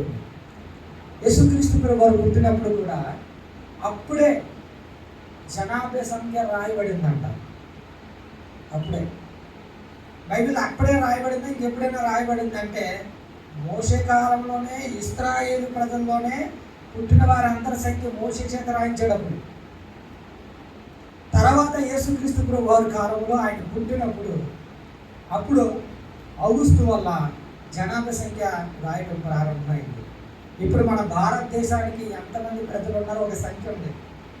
మన దేశ జనాభా సంఖ్య 800 కాదు, ప్రపంచ జనాభా సంఖ్య 800 కోట్ల మంది. మన దేశ జనాభా సంఖ్య 140 కోట్ల మంది. లెక్క ఉంటుంది. రోజుకి మన దేశంలో రోజుకి 24 గంటల్లో 1000 మంది పుడుతుంటారు, 1000 మంది చనిపోతుంటారు. ఈ పుట్టిన వారికి సంఖ్య ఉంది, చనిపోయిన వారికి కూడా సంఖ్య ఉంది, రికార్డ్ అయి ఉంది. చాలామంది అనుకుంటారు మనం ఎందుకు పుట్టామో, ఎందుకు బతుకుతున్నామో అర్థం కాని జీవితం అని అనుకుంటారు. అలా అనుకోవడానికి వీలే లేదండి. ఈరోజు ఇక్కడికి వచ్చిన మనమందరం కూడా దేవుడు చెప్తున్నాడు, నీ పుట్టికి వెనకాల ఒక కారణం ఉంది, అది నేను ఎందుకు పంపించానో, ఎందుకు బ్రతకాలో దానికి అర్థం తెలియజేసేది నేనే అంటున్నాను ఈరోజు ఈ వాక్యం ద్వారా. ప్రియమైన వల్ల దేవుడు మనకి అన్ని బాధ్యతలు ఇచ్చాడు, అన్ని సమయంగా చేయాల్సిందే. ప్రతిదీ కూడా లెక్క ప్రకారంగా, భార్యని ప్రేమించాలా దేవుని లెక్క ప్రకారంగా, ఆయన ఇచ్చిన సూత్రాల ప్రకారంగా, ఆయన ఇచ్చిన విధిని ప్రకారంగా, అన్నదమ్ములు ప్రేమించాలా, పొరుగు వాడిని ప్రేమించాలా, అక్క చెల్లిని ప్రేమించాలా, ప్రతిదీ కూడా ఆయన విధించిన విధిని ప్రకారంగానే చేయాల్సిందే. అది చెయ్యని వారి మీదే నేరము మోపబడతాది. వారే పాపము చేసిన వారు అవుతారు, వారే గ్రంథస్థం చేయబడరు. కనుక ప్రతిదీ కూడా దేవుడు తన వ్రాతల ప్రకారంగానే మనుషుల జీవితాలని అనుమతించాడు. అంతెందుకండి, ఇశ్రాయేలు ప్రజలకి మోషే నాయకుడిగా పంపించినప్పుడు ఇశ్రాయేలు ప్రజలు కట్టు లేకుండా ఇష్టానుసారంగా తిరుగుతుండగా దేవుడు వారికి ఒక గ్రంథాన్ని ఇచ్చాడు, వారికి 10 ఆజ్ఞలు ఇచ్చాడు. ఆ 10 ఆజ్ఞల్ని అనుసరించి బ్రతకాలి ప్రతి ఒక్కరు. ఆ ఆజ్ఞను అతిక్రమించారా వాళ్ళ జీవితం ఏమైపోతుంది? శాపగ్రస్తం. అదే ప్రకటన గ్రంథం 13వ అధ్యాయం 8వ వచనం కూడా చూడండి. ప్రకటన గ్రంథం 13వ అధ్యాయం 8వ వచనం. భూనివాసులందరూ అనగా జగత్తుత్పత్తి మొదలుకొని వధింపబడి ఉన్న గొర్రెపిల్ల యొక్క జీవగ్రంథమందు ఎవరి పేరు వ్రాయబడలేదో వారు ఆ మృగమునకు నమస్కారం చేయదు. ఇక్కడ కూడా గొర్రెపిల్ల యొక్క జీవగ్రంథం, ఇందాక మోషే గారు గ్రంథము అన్నాడు, దావీదు మహారాజు గారు అయితే ఆ గ్రంథానికి పేరేమన్నాడు? జీవగ్రంథం అన్నాడు. ఎక్కడైతే ఆ గ్రంథానికి మరొక పేరు యాడ్ అవుతుంది ఏంటి తెలుసా? గొర్రెపిల్ల యొక్క జీవగ్రంథము. ఇందుకు ఆ గ్రంథం ఎవరిదండి? యేసుక్రీస్తు ప్రభుల వారు. ఇందుకు ఈ గ్రంథాన్ని ఎవరు రాశారు తెలుసా? ఈ భూమి మీద ఏ సృష్టి చేయకబడ మునుపు అలాంటి ప్రాంతంలో చెట్లు రావాలి, సూర్యుడు రావాలి, చంద్రుడు రావాలి, నక్షత్రాలు రావాలి, నీళ్లు రావాలి, గాలి రావాలని ప్రియమైన వాళ్ళు ఎవరు ముందుగా రాశారంటే యేసుక్రీస్తు ప్రభుల వారే రాశారు. ఆయనే, అందుకని ఆయనకు ఒక పేరు ఉంది, ఆదియు అంతము, ఆల్ఫా ఒమేగా. ఆయనే ఆది, మళ్ళీ ఆదికి అంతము కూడా ఆయనే. ఆయన లేకపోతే ఎవరికి చరిత్ర లేదు. కనుక ప్రియమైన వాళ్ళ మరొక మాట ప్రకటన గ్రంథం 20వ అధ్యాయం 15వ వచనం. ఎన్ని ఎవిడెన్స్ ఉన్నాయి చూడండి బైబిల్ అంట. ఎవని పేరేను జీవగ్రంథమందు వ్రాయబడినట్టు కనపడిన యెడల వాడు అగ్నిగుండంలో పడవేయబడును. సమస్య లేదండి. ఇంకా జీవగ్రంథమందు వాడి పేరు రాయబడినట్టుగా కనపడకపోతే ఇంకెక్కడికి ఏంటి ఇలాంటి సరాసరి అగ్నిగుండంలో. మనము బాప్తిస్మం తీసుకోవడమే కాదు, బైబిల్ పట్టుకునే దేవుని మందిరానికి వెళ్ళడమే కాదు, దశమ భాగాలు తీసుకొచ్చి దేవునికి అర్పించడమే కాదు, చక్కగా పాటలు పాడి దేవుని స్తుతించడమే కాదు, కానీ మరొక విషయం ఒకటి ఉంది. అది ఈరోజు పరిశుద్ధాత్మ దేవుడు మనమందరినీ ఆలోచన చేస్తున్నాడు. అదేంటంటే మన పేర్లు జీవ గ్రంథంలో రాయబడి ఉన్నాయి. ఎవరైతే దేవుని మందిరంలోకి వచ్చున్నారో వారి పేర్లన్నీ జీవ గ్రంథంలో రాయబడి ఉన్నాయి. కనుక ఇక్కడ ఉన్న మీరు ఎవరు కూడా సామాన్యులు కాదు, చాలా ప్రత్యేకమైన వారు, దేవుని పిల్లలు. కనుక మిమ్మల్ని మీరు తక్కువగా ఎప్పుడు కూడా అంచనా వేసుకోకండి. అందుకని ప్రారంభంలోనే సేవ చేయడం మహాభాగ్యము, క్రైస్తవులుగా ఉండడం కూడా గొప్ప భాగ్యమని మొదలుపెట్టాడు. అదే ప్రకటన గ్రంథం 3వ అధ్యాయం 5వ వచనంలో కూడా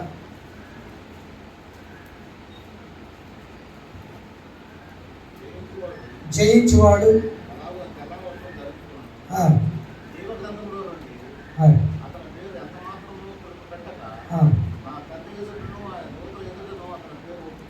చాలండి. జీవగ్రంథంలో నుండి అతని పేరు ఎంత మాత్రము తుడిపి పెట్టను అంటున్నాడు యేసుక్రీస్తు ప్రభువు తీసుకున్న స్టేట్మెంట్ ఇది. మనం గర్భకాండం మొదలు పెట్టాం, కీర్తన దగ్గరికి వచ్చాం, సరాసరి ప్రకటన గ్రంథంలో తిరిగి చూసాం. మరి మిగతా సువార్త పాఠ్య భాగాల్లో ఈ యొక్క సందర్భం గురించి ఏమి రాయబడలేదా అంటే ఉన్నాయి. లోకాసు వార్తలో 10వ అధ్యాయం 20వ వచనంలో యేసుక్రీస్తు ప్రభువు వారు శిష్యుని చూసి చెప్తున్నాడు. అప్పుడు యేసు ప్రభువు శిష్యులకి అధికారం ఇచ్చి మీరు వెళ్ళండి, పరిచర్య చేయండి, సువార్త ప్రకటించండి అని పంపించినప్పుడు వారు వెళ్ళి పరిచర్య చేస్తూ ఎవరి మీద చేతి నుంచి ప్రార్థన చేస్తుంటే వారిలో ఉన్న దయ్యాలన్నీ విడిచిపెట్టి వెళ్ళిపోతున్నాయి. శిష్యులు ఆశ్చర్యపోతున్నారు, అయ్యో యేసయ్య మేము చేతి నుంచి ప్రార్థన చేస్తుంటే దయ్యాలు వదిలి వెళ్ళిపోతున్నాయి అని వారు సంబరపడిపోతుంటే ఆ సందర్భంలో యేసు ప్రభువు వారు వారిని గురించి చెప్తున్నాడు. చదవండి. అయినను దయ్యములు మీకు లోబడుచున్నవని సంతోషింపక మీ పేర్లు పరలోకమందు వ్రాయబడినవని సంతోషించుడని వారితో చెప్పాను. దేవునికి మహిమ కలుగునగాక. హల్లెలూయా. శిష్యులు ఏమని చెప్తున్నాడంటే ఆయన, అయ్యా దయ్యాలు మీరు ప్రార్థన చేస్తున్నప్పుడు వెళ్ళిపోతున్నాయని సంబరపడకండి, ఇదిగో ఇప్పుడే మీ పేర్లు పరలోకంలో రాయబడి ఉన్నాయి.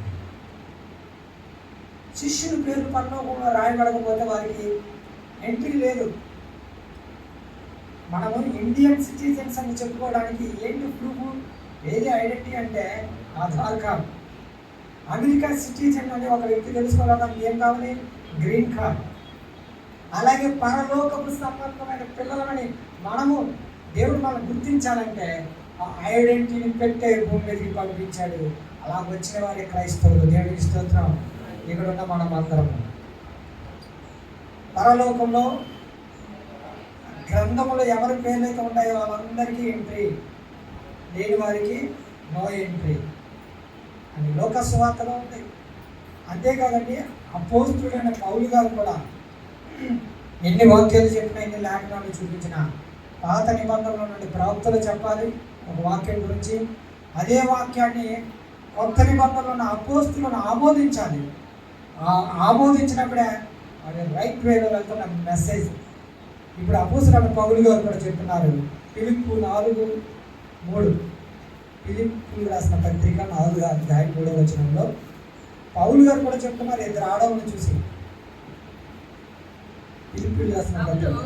అవును, నిజమైన సహకారి ఆ స్త్రీలు క్లెమెంతోనూ నా ఇతర సహకారులతోనూ సువార్త పనిలో నాతో కూడా ప్రయాసపడిన వారు కనుక వారికి సహాయం చేయమని నిన్ను వేడుకొనుచున్నాను. ఆ సహకారుల పేర్లు జీవగ్రంథమందు వ్రాయబడి ఉన్నవి. చూసారండి, ఒక దైవజనుడికి సహకారం చేసిన ఆ ఇద్దరి యొక్క స్త్రీ పేర్లు జీవగ్రంథమందు రాయబడి ఉన్నవి. జీవగ్రంథమందు రాయబడి ఉంటేనే తప్ప సేవకులకి ఎవరు సహాయం చేయలేరు. దేవుని సేవకులకి లేకపోతే పరిచర్యకి సహాయం చేయాలంటే పెట్టి పుట్టి ఉండాలంటారు కొంతమంది, రాయబడి ఉండాలంటారు నేను. అలాగే దేవుని సేవకులతో కూడా కలిసి దేవుని పరిచర్య చేయాలంటే ఆయన ప్రణాళికలో ఉండాలి, లేకపోతే ఉండలేదు. మా నిహమ్మ గారు, ఈయన నాకు అవగాహన అవుతారు. ఆయన ఎన్నో కష్టాలండి. చిన్నప్పుడు ఆ పిల్లలతో వచ్చారు మా సహవాసానికి. ఎన్నో కష్టాలు, చాలా కాలం, కొన్ని సంవత్సరాలు మందిరానికి రాకుండా వెళ్ళిపోయాడు.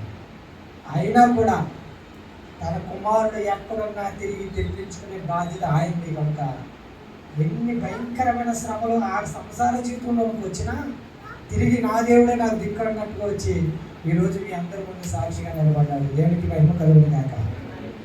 అలాగే దేవుని పిల్లలు ఎంత దూరం వెళ్ళిపోయినా, ఎలా తప్పించుకుపోయినా, ఎలాగ బతికినా, నలిగిపోయినా, చితికిపోయినా, చివరికి ఏమండి భయంకరమైన స్థితిలోకి వెళ్ళిపోయినా తిరిగి వారిని దేవుడు తప్పించుకోగలడు.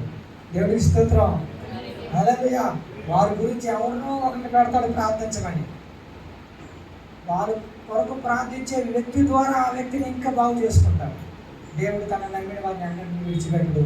వాక్యం ఇంకొక మాట ఉంది, నా తండ్రి ఆకర్షిస్తేనే తప్ప ఎవరును ఆయన యొద్దకు రాలేరు. అలాగే ఈరోజు ఆయన చేత మనం అందరం ఆకర్షించబడ్డాం.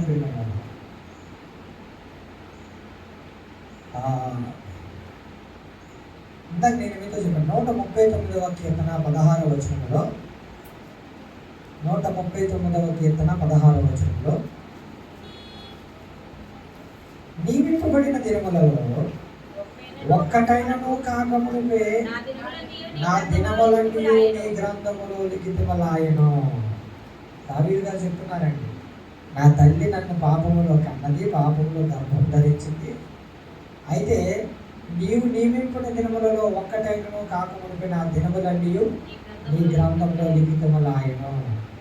చాలామంది చనిపోయిన వాళ్ళ గురించి ఏమనుకుంటారంటే వాళ్ళ పిల్లలు సరిగ్గా చూడలేదండి, ఆ తండ్రి పట్టించుకోలేదండి, ఆ భార్య సరిగ్గా చూసుంటే ఆయన ఇంకా కొంతకాలం బ్రతుకునండి.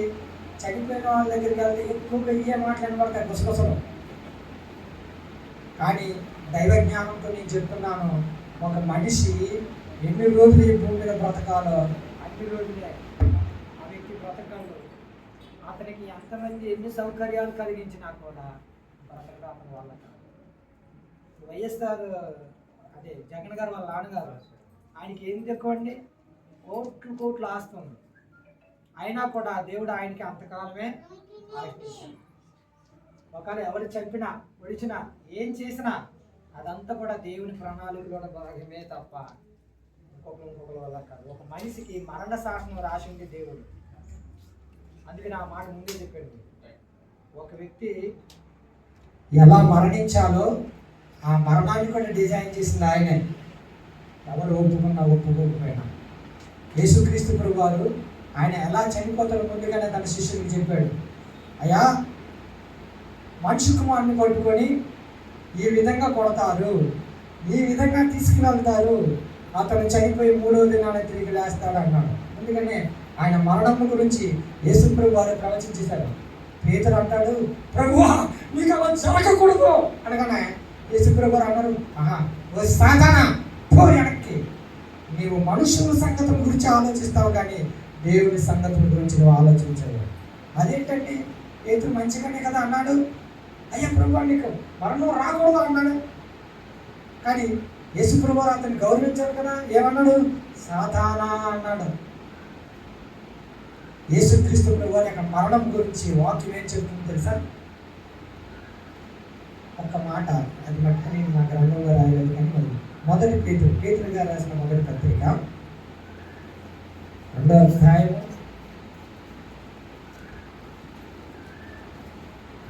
18వ వచనం సరే చదివి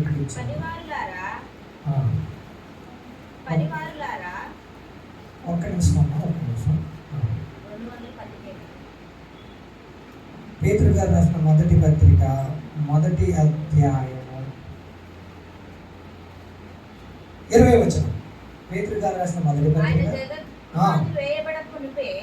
నియమింపబడను గాని తను మృతుల నుండి లేపి తనకు మహిమనిచ్చిన దేవుని ఎడల తన ద్వారా విశ్వాసులైన మీ నిమిత్తము కడవరి కాలమందు ఆయన ప్రత్యక్షపరచబడెను. చాలా ఒకసారి చాలా ఆదుకుంటాం. మీరు క్యాజువల్గా చదువుకుంటూ వెళ్ళిపోయాడు కదా, కానీ ఒక్కసారి అక్కడ ఆలోచించాలి. బైబిల్ ప్రతి వచనం దగ్గర ఆగి తీరి ఆలోచించాల్సిందే. డబ్ల్యూ క్వశ్చన్స్ వేయాలంట, వాట్, వేర్, వెన్, ఇలాగా, ఎప్పుడు, ఎలాగా, ఎందుకు, ఏంటని. అలాగ ప్రశ్నలు వేసుకోకుండా చదవకపోతే బైబిల్ అర్థం కాదు. ఇంకా పాస్ట్, ఫ్యూచర్, ప్రజెంట్ ఒక్క పదం దగ్గర అది గతంలో చెప్పిందా, ఇప్పుడు చెప్తుందా, భవిష్యత్తులో చెప్పబడుతుందా, ఇలాంటివన్నీ ఒక పదం దగ్గర ఆలోచించాలంట. ఇప్పుడు మనం చదువున్న వాక్యాన్ని బట్టి చూస్తే 20వ వచనంలో ఆయన జగత్ పునాది వేయబడక మునిపే నియమింపబడెను గాని అని ఉంది. జగత్ పునాది వేయబడక మునిపే అంటే ఈ సృష్టిలో రవ్వంత కూడా చేయబడక ముందే ఆయన శిలువ మరణం పొందాలని రాయబడి ఉందని పేతురు గారు చెప్తున్నారు. చనిపోవాలని, తిరిగి లేవాలని ఈ సృష్టి చేయబడక మునుపే ఆయన చనిపోవాలని రాసుకున్నాడు. ఎందుకు చనిపోవాలి, ఏడు గురువు చనిపోవాలి, ఇది పెద్ద హిస్టరీ అండి. ఇది ఒక 4 రోజులు చెప్పే కానీ ఎవరికి అర్థం కాదు ఒక హిస్టరీ. యేసు ప్రభు వారి గురించి చాలా నేర్చుకోవాలండి. ఈ ప్రకటన, ఈ పరిశుద్ధ గ్రంథం అంతా కూడా ఆయన గురించే ఉందండి. ఆయన గురించే ఎంత వెతికినా తనివి తీరని గొప్ప వాక్యాలు, అద్భుతమైన మర్మాలు ఉన్నాయి. ఇప్పుడు నియమింపబడిన దినములలో ఒక్కటైనను కాను ఉంటే నా దినములన్నీ నువ్వు లిఖితములాయను. అంటే లిఖితం అంటే ఏంటి అర్థం? రాయడం అనే మాట పర్యాయ పదాలుగా ఉంటాయి. లేఖనము అనగానే అది కూడా దేవుని చేతి వ్రాతలు. లిఖితములాయను అంటే వ్రాయబడెను అని అర్థం. అలాగే ప్రియమైన వాళ్ళరా, దానియేలు గారు కూడా తన గ్రంథంలో ఈ మాట అన్నాడు. నేను టైం చూస్తూ వాక్యం చెప్తున్నాను, పక్కా టైం పంచువాలిటీ మెయింటైన్ చేస్తాను. అనుకున్న సమయంలో 1 నిమిషం ముందుకు రాకుండానే వాక్యం చెప్పి ముగిస్తాను. చూడండి 12వ అధ్యాయం 1వ వచనం, దానియేలు గ్రంథం. ఆ కాలమందు మీ జనుల పక్షమున నిలిచినట్టి ఆ మహాధిపతి మిఖాయేలు వచ్చును. అప్పుడు మీ జనులు రాజ్యముగా కూడిన కాలము మొదలుకొని ఈ కాలం వరకు ఎన్నటికీ కలుగునంత ఆపద కలుగును. అయితే మీ జనులలో గ్రంథమందు దాఖలైన వారెవరో వారు తప్పించుకొందురు. దాఖలైన వారు అక్కడ లిఖితములు ఆయన, మరొక చోట లేఖనము అనే మాట ఉంది. అంటే తెలుగులో చాలా రకాల పర్యాయ పదాలు ఉన్నాయి. ఒక పదానికి సంబంధించిన ఒక 4-5 పదాలు ఉంటాయి. ఇక్కడ నీ జనులలో గ్రంథమునందు దాఖలైన వారెవరో వారు తప్పించుకుందరు. భవిష్యత్తులో రాబో దినాల్లో భయంకరమైన శ్రమలు ఈ భూమి మీద ఉన్నాయి. అయితే ఆ శ్రమలలో నుండి ఎవరు తప్పించుకుంటారు అంటే ప్రియమైన వల్ల గ్రంథములో లిఖితములైన వారే తప్పించుకుంటారు. దేవుని స్తోత్రం. ఈనాడు చాలా మంది ప్రియమైన వల్ల ఆధార్ కార్డు చేసుకోవడానికి చాలా తాపత్రయాలు పడుతుంటారు, రేషన్ కార్డు కోసం. అలాగే ఉద్యోగం ఉన్నా కూడా పింక్ కార్డు కావాలి, ఏదో ఒక ఐడెంటిటీ ప్రూఫ్ కావాలి. లేదంటే ఉద్యోగస్తులందరికీ కూడా అదేంటంటే కార్డు, ఇన్కమ్ ట్యాక్స్ కార్డు ఏంటంటే అది పాన్ కార్డు కావాలి. అలాగే ఇప్పుడు వల్ల స్టేట్ బ్యాంక్లో ఏటీఎం కార్డు కావాలి, డెబిట్ క్రెడిట్ కార్డులు కావాలి. ఇలాగ ప్రతి దానికి ఒక రికార్డు ఉంది. అలాగే దేవుడు కూడా ఏ రికార్డు లేకుండా ఊరికినే ఎవరిని భూమి మీదకి పంపించాడు. ప్రతి ఒక్కరి గురించి ఒక బుక్ ఉంది. మనం ఇప్పటి వరకు తెలుసుకున్నది ఏంటంటే కేవలము జీవ గ్రంథమైన బుక్కే తెలుసుకున్నాం. ఇంకా అనేకమైన గ్రంథాలు ఉన్నాయని బైబిల్లోనే ఉంది. అయితే మన చేతిలో ఉన్న బైబిలే కేవలం ఒకటే ఒక పుస్తకం కాదు, 66 పుస్తకాలు సముదాయమైన బైబిల్. కనుక ప్రియమైన వలన ఈ యొక్క గ్రంథస్థం చేయబడిందని ప్రతి ఒక్కరు జాగ్రత్తగా ఉండాలి. ఇప్పుడు ఫోన్లు వచ్చినాయి కదండి, ఫోన్లో అందరూ దాన్ని ఎలా ఉపయోగిస్తున్నారు తెలుసా? ఎవరితో ఏం మాట్లాడుతున్నారో రికార్డ్ చేసుకుంటున్నారు. రేపు పొద్దున ఆ మాట కాదంటాడేమని చెప్పి రికార్డులు బయట పడుతున్నారు, ప్రూఫ్లు, ఫోటోలు. అదే మనిషికే ఇంత జ్ఞానం 70-60 సంవత్సరాలు బతికి వెళ్ళిపోయే మనిషే ఇన్ని టెక్నాలజీని ఉపయోగించుకుంటే నన్ను సర్వసృష్టిని చేసిన దేవుడి దగ్గర ఎంత టెక్నాలజీ ఉంది. ఆయన ఆ టెక్నాలజీని ఉపయోగించి మనకి ఈ లోకాన్ని పంపించుకుంటున్నాడు. ఒక మనిషి ఒక నేరం చేస్తే పోలీస్ స్టేషన్లో అతని మీద ఎఫ్ఐఆర్ ఫైల్ అవుతుంది. మళ్ళీ ఆ మనిషి జైలు శిక్ష అనుభవించిన తర్వాత బెయిల్ మీద బయటకు వచ్చిన తర్వాత 14 సంవత్సరాల తర్వాత రికార్డు కాల్చబడతాడు. అలాగే ప్రతి ఒక్కడి మీద ఈ భూమి మీద రికార్డులు. అలాగే దేవుడి దగ్గర కూడా రికార్డు ఉంది. ఆ రికార్డు ఉందని ఏది చెప్తుందంటే మన చేతిలో ఉన్న ఈ బైబిల్ చెప్తుంది. కనుక దేవుడు మనకిచ్చిన ఈ జీవితం, క్రైస్తవ్యం అనేది చాలా ప్రాముఖ్యమైనది. అందుకనే దేవుడి మందిరాన్ని మానకండి, ఒక్క ఆదివారం మిస్ కాకండి, దేవునికి వారిని కానుకలు మిస్ కాకండి. నేను ఎప్పటికీ అందరూ 10 రూపాయలు దశం భాగం ఇస్తే నేను 30 రూపాయలు ఇస్తాను. ఈ రోజు వరకు నాకు దేవుడు ఏ రోజు లేదు, ఒకరోజు తినడానికి లేని, గతి లేని, గతిచిత్రం లేని జీవితం నాకు ప్రియమైన. ఈరోజు దేవుడు ఎంతో ఉన్నతమైన స్థాయికి తీసుకెళ్ళాడంటే నా మీద ఆయనకున్న ప్రణాళిక. అలాగే ఇంకొన్ని మాటలు నేను దానియేలు గ్రంథం 12వ అధ్యాయం 2వ వచనం కూడా చదివాము ఒకసారి. మరియు సమాధులలో నిద్రించు అనేకులు మేలుకొనెదరు. కొందరు నిత్య జీవము అనుభవించుటకును, కొందరు నిత్య జీవము అనుభవించుటకును, కొందరు నిద్ర పాలకును, నిత్యముగా చేయనగుటకును మేలుకొందురు. ఎందుకు తెలుసంటే చచ్చినా కూడా దేవుడు ఎవరిని వదలడు.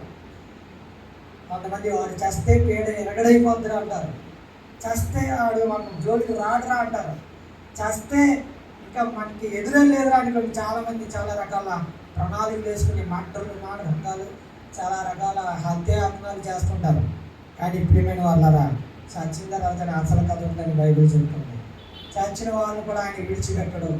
ఎందుకంటే ఒక దినం ముందు ఆయన లేపుతాడు. నిత్య జీవము అనుభవించుటకు కొందరు నిందల పాలగుడుకును, నిత్యముగా హేయులగుడుకును మేలుకొందురు. చచ్చిపోయిన వారందరినీ లేపుతాడు దేవుడు. అయితే ప్రియమైన వాళ్ళరా, ఇక్కడున్న మనము ఒక విషయం చెప్తాను. ఇప్పుడున్న మనము నాతో కూడా ఎవరు కూడా నీతిమంతులు కాదు, పరిశుద్ధులు కాదు. అయితే ఒకప్పుడు పాపం చేసిన వారు, చీకటిలో ఉన్నవారు, కానీ దేవుడు మనల్ని ప్రేమించి ఆయన ఆశ్చర్యకరమైన తన వెలుగులోకి మనల్ని పిలిచాడు. ఈరోజు మన వెలుగు సంబంధం, మనలో ఉన్న నీతి మనకు కలిగింది కాదు, దేవుడు మనకి ఆపాదించింది. ఇంగ్లీష్లో మనుషుల యొక్క నీతి క్రియలను ఏమని వర్ణించాడంటే, ఆడవారు బయటకు నర్సరీ వాడుతున్న ఆ గుడ్డలతో సమానం ఉన్నది. అయితే ప్రియమైన వాళ్ళరా, మనుషుల యొక్క నీతి ఎన్నదగినది, కానీ దేవుడు ఇక్కడున్న మనందరినీ ఆ యొక్క బల్ల ద్వారా నీతిమంతులుగా చేస్తున్నాడు. దేవునికి స్తోత్రం. ఈ మందిరం అంతట్లో ప్రాముఖ్యమైనది ఇంకేదైనా ఉందంటే ఆ బల్లను చూసినప్పుడు మనం వెండులో దడ కలగాలి. అది ముట్టుకునే వ్యక్తి చాలా జాగ్రత్తగా ఉండాలి, చాలా జాగ్రత్తగా ముట్టుకోవాలి. ఆ గిన్నె ఏంటంటే అది ఆశీర్వాదపు గిన్నె. అందరూ ఎవరైతే చేతులు ఇస్తున్నారో వాళ్ళు ప్రతిష్ఠితులు అవుతున్నారు, దేవుని సంబంధులు అవుతున్నారు. వారి మీద ఇంకా ఎలాంటి పాపం ఉండదు, వారిని దేవుడు కడుగుతూ ఉంటారు. నేను ఇంకొక 5 నిమిషాలు ముగించేస్తాను. అదే దానియేలు గ్రంథం 4వ వచనం చదవండమ్మా. 12వ అధ్యాయం 4వ వచనం. దానియేలు ఆ, ఈ మాటలను మరుగు చేసి ఆ, అంత్యకాలం వరకు ఆ, ఈ గ్రంథమందు ముద్రింపుము. ఆ, చాలా మంది నలు దిశలు సంచరించినందున ఆ. తెలివి అధికమగునని నాతో మాట్లాడు గాబ్రియేలును అతడును చెప్పెను. చాలు. అదే దానియేలు గ్రంథం 10వ అధ్యాయం 21వ వచనం చదవండి. అక్కడ ఈ కొన్ని గ్రంథాల గురించి ఆయన చెప్తారు. అయితే ఆ, సత్య గ్రంథమందు వ్రాసినది నీతో చెప్పెదను. ఆ, నీ అధిపతియగు మికాయేలు కాక ఆ. ఈ సంగతులను గూర్చి ఆ. నా పక్షముగా విలువ తెగించిన వాడొకడునూ లేడు. అక్కడ మరొక గ్రంథం ఆయన మెన్షన్ చేస్తున్నాడు. ఏం తెలుసండి? సత్యగ్రంథం. సత్య గ్రంథం అవుతుంది, అందులోనిది ఉన్నదంతా నేను మీకు తెలియజేస్తున్నానని మికాయేలు చెప్తున్నాడు. మికాయేలు కాక గాబ్రియేలు దూత చెప్తున్నాడు. కానీ ప్రియమైన వాళ్ళరా, నా దగ్గర అయితే ఇంకా ఈ గ్రంథాలను కూర్చున్న ఎవిడెన్స్ చాలా ఉంది, కానీ నేను ముగింపుకి వస్తున్నాను కనుక దయచేసి గమనించండి. మరి మలాకి గారు కూడా ఒక విషయం చెప్తున్నాను మీకు. నా దగ్గర ఫోన్లు ఉన్నాయన్నా కదా, ఎవరైనా మాట్లాడుకున్నప్పుడు ఆ ఫోన్లో రికార్డ్ అవుతుంది. చాలామంది పాస్టర్ల మీద ఇప్పుడు ఎవరెవరు ఏం మాట్లాడుతున్నారు, గవర్నమెంట్ కూడా ఆ రైట్స్ ఉన్నాయి. ఏంటంటే ఎదుటి వాళ్ళు ఎవరెవరితో మాట్లాడుతున్నారు కాల్ రికార్డ్ డేటా వాళ్ళు తీయగలుగుతారు. కానీ అసలైన రికార్డ్ ఎక్కడ ఉందంటే దేవుడి దగ్గర ఉంది. మలాకి గ్రంథం 3వ అధ్యాయం 16వ వచనం. అప్పుడు యెహోవా యందు భయభక్తులు గలవారు ఒకరితో ఒకరు మాట్లాడుకొనుచుండగా ఆ. యెహోవా చెవియొగ్గి ఆలకించెను. యెహోవా చెవియొగ్గి ఆలకించెను. మరియు ఆ. యెహోవా యందు భయభక్తులు కలిగి ఆ. ఆయన నామమును స్మరించుచు ఆ. ఉన్నవారికి ఆ. జ్ఞాపకార్థముగా ఒక గ్రంథము జ్ఞాపకార్థకముగా ఒక గ్రంథము ఆయన సముఖమునందు వ్రాయబడెను. ఆయన సముఖమునందు వ్రాయబడెను. చూసారండి, యెహోవా యందు భయభక్తులు కలిగిన వారు ఒకరితో ఒకరు మాట్లాడుకొని చుండగా అవి ఎవరు వినలేదులే, ఎవరికి తెలియదులే. నాకు చాలామంది చాలా కాలం నుండి మా పెద్దలు ఏదైనా రహస్యం చెప్పినప్పుడు అక్కడ గదిలో ఎవరు లేకుండా ఇలా చెవులు చెప్పేవారు. ఏంటని అర్థం కాదు, గోడలకు చెవులు ఉంటాయా అనేవారు. అది ఎలాగుంటాయని అంటే, కొంతమంది మనం మాట్లాడుకుంటున్నప్పుడు తలుపు సందుల్లో కిటికీ ఎరకంలో నుంచి వింటారా, అది జాగ్రత్తగా మాట్లాడుకోవాలంటారు.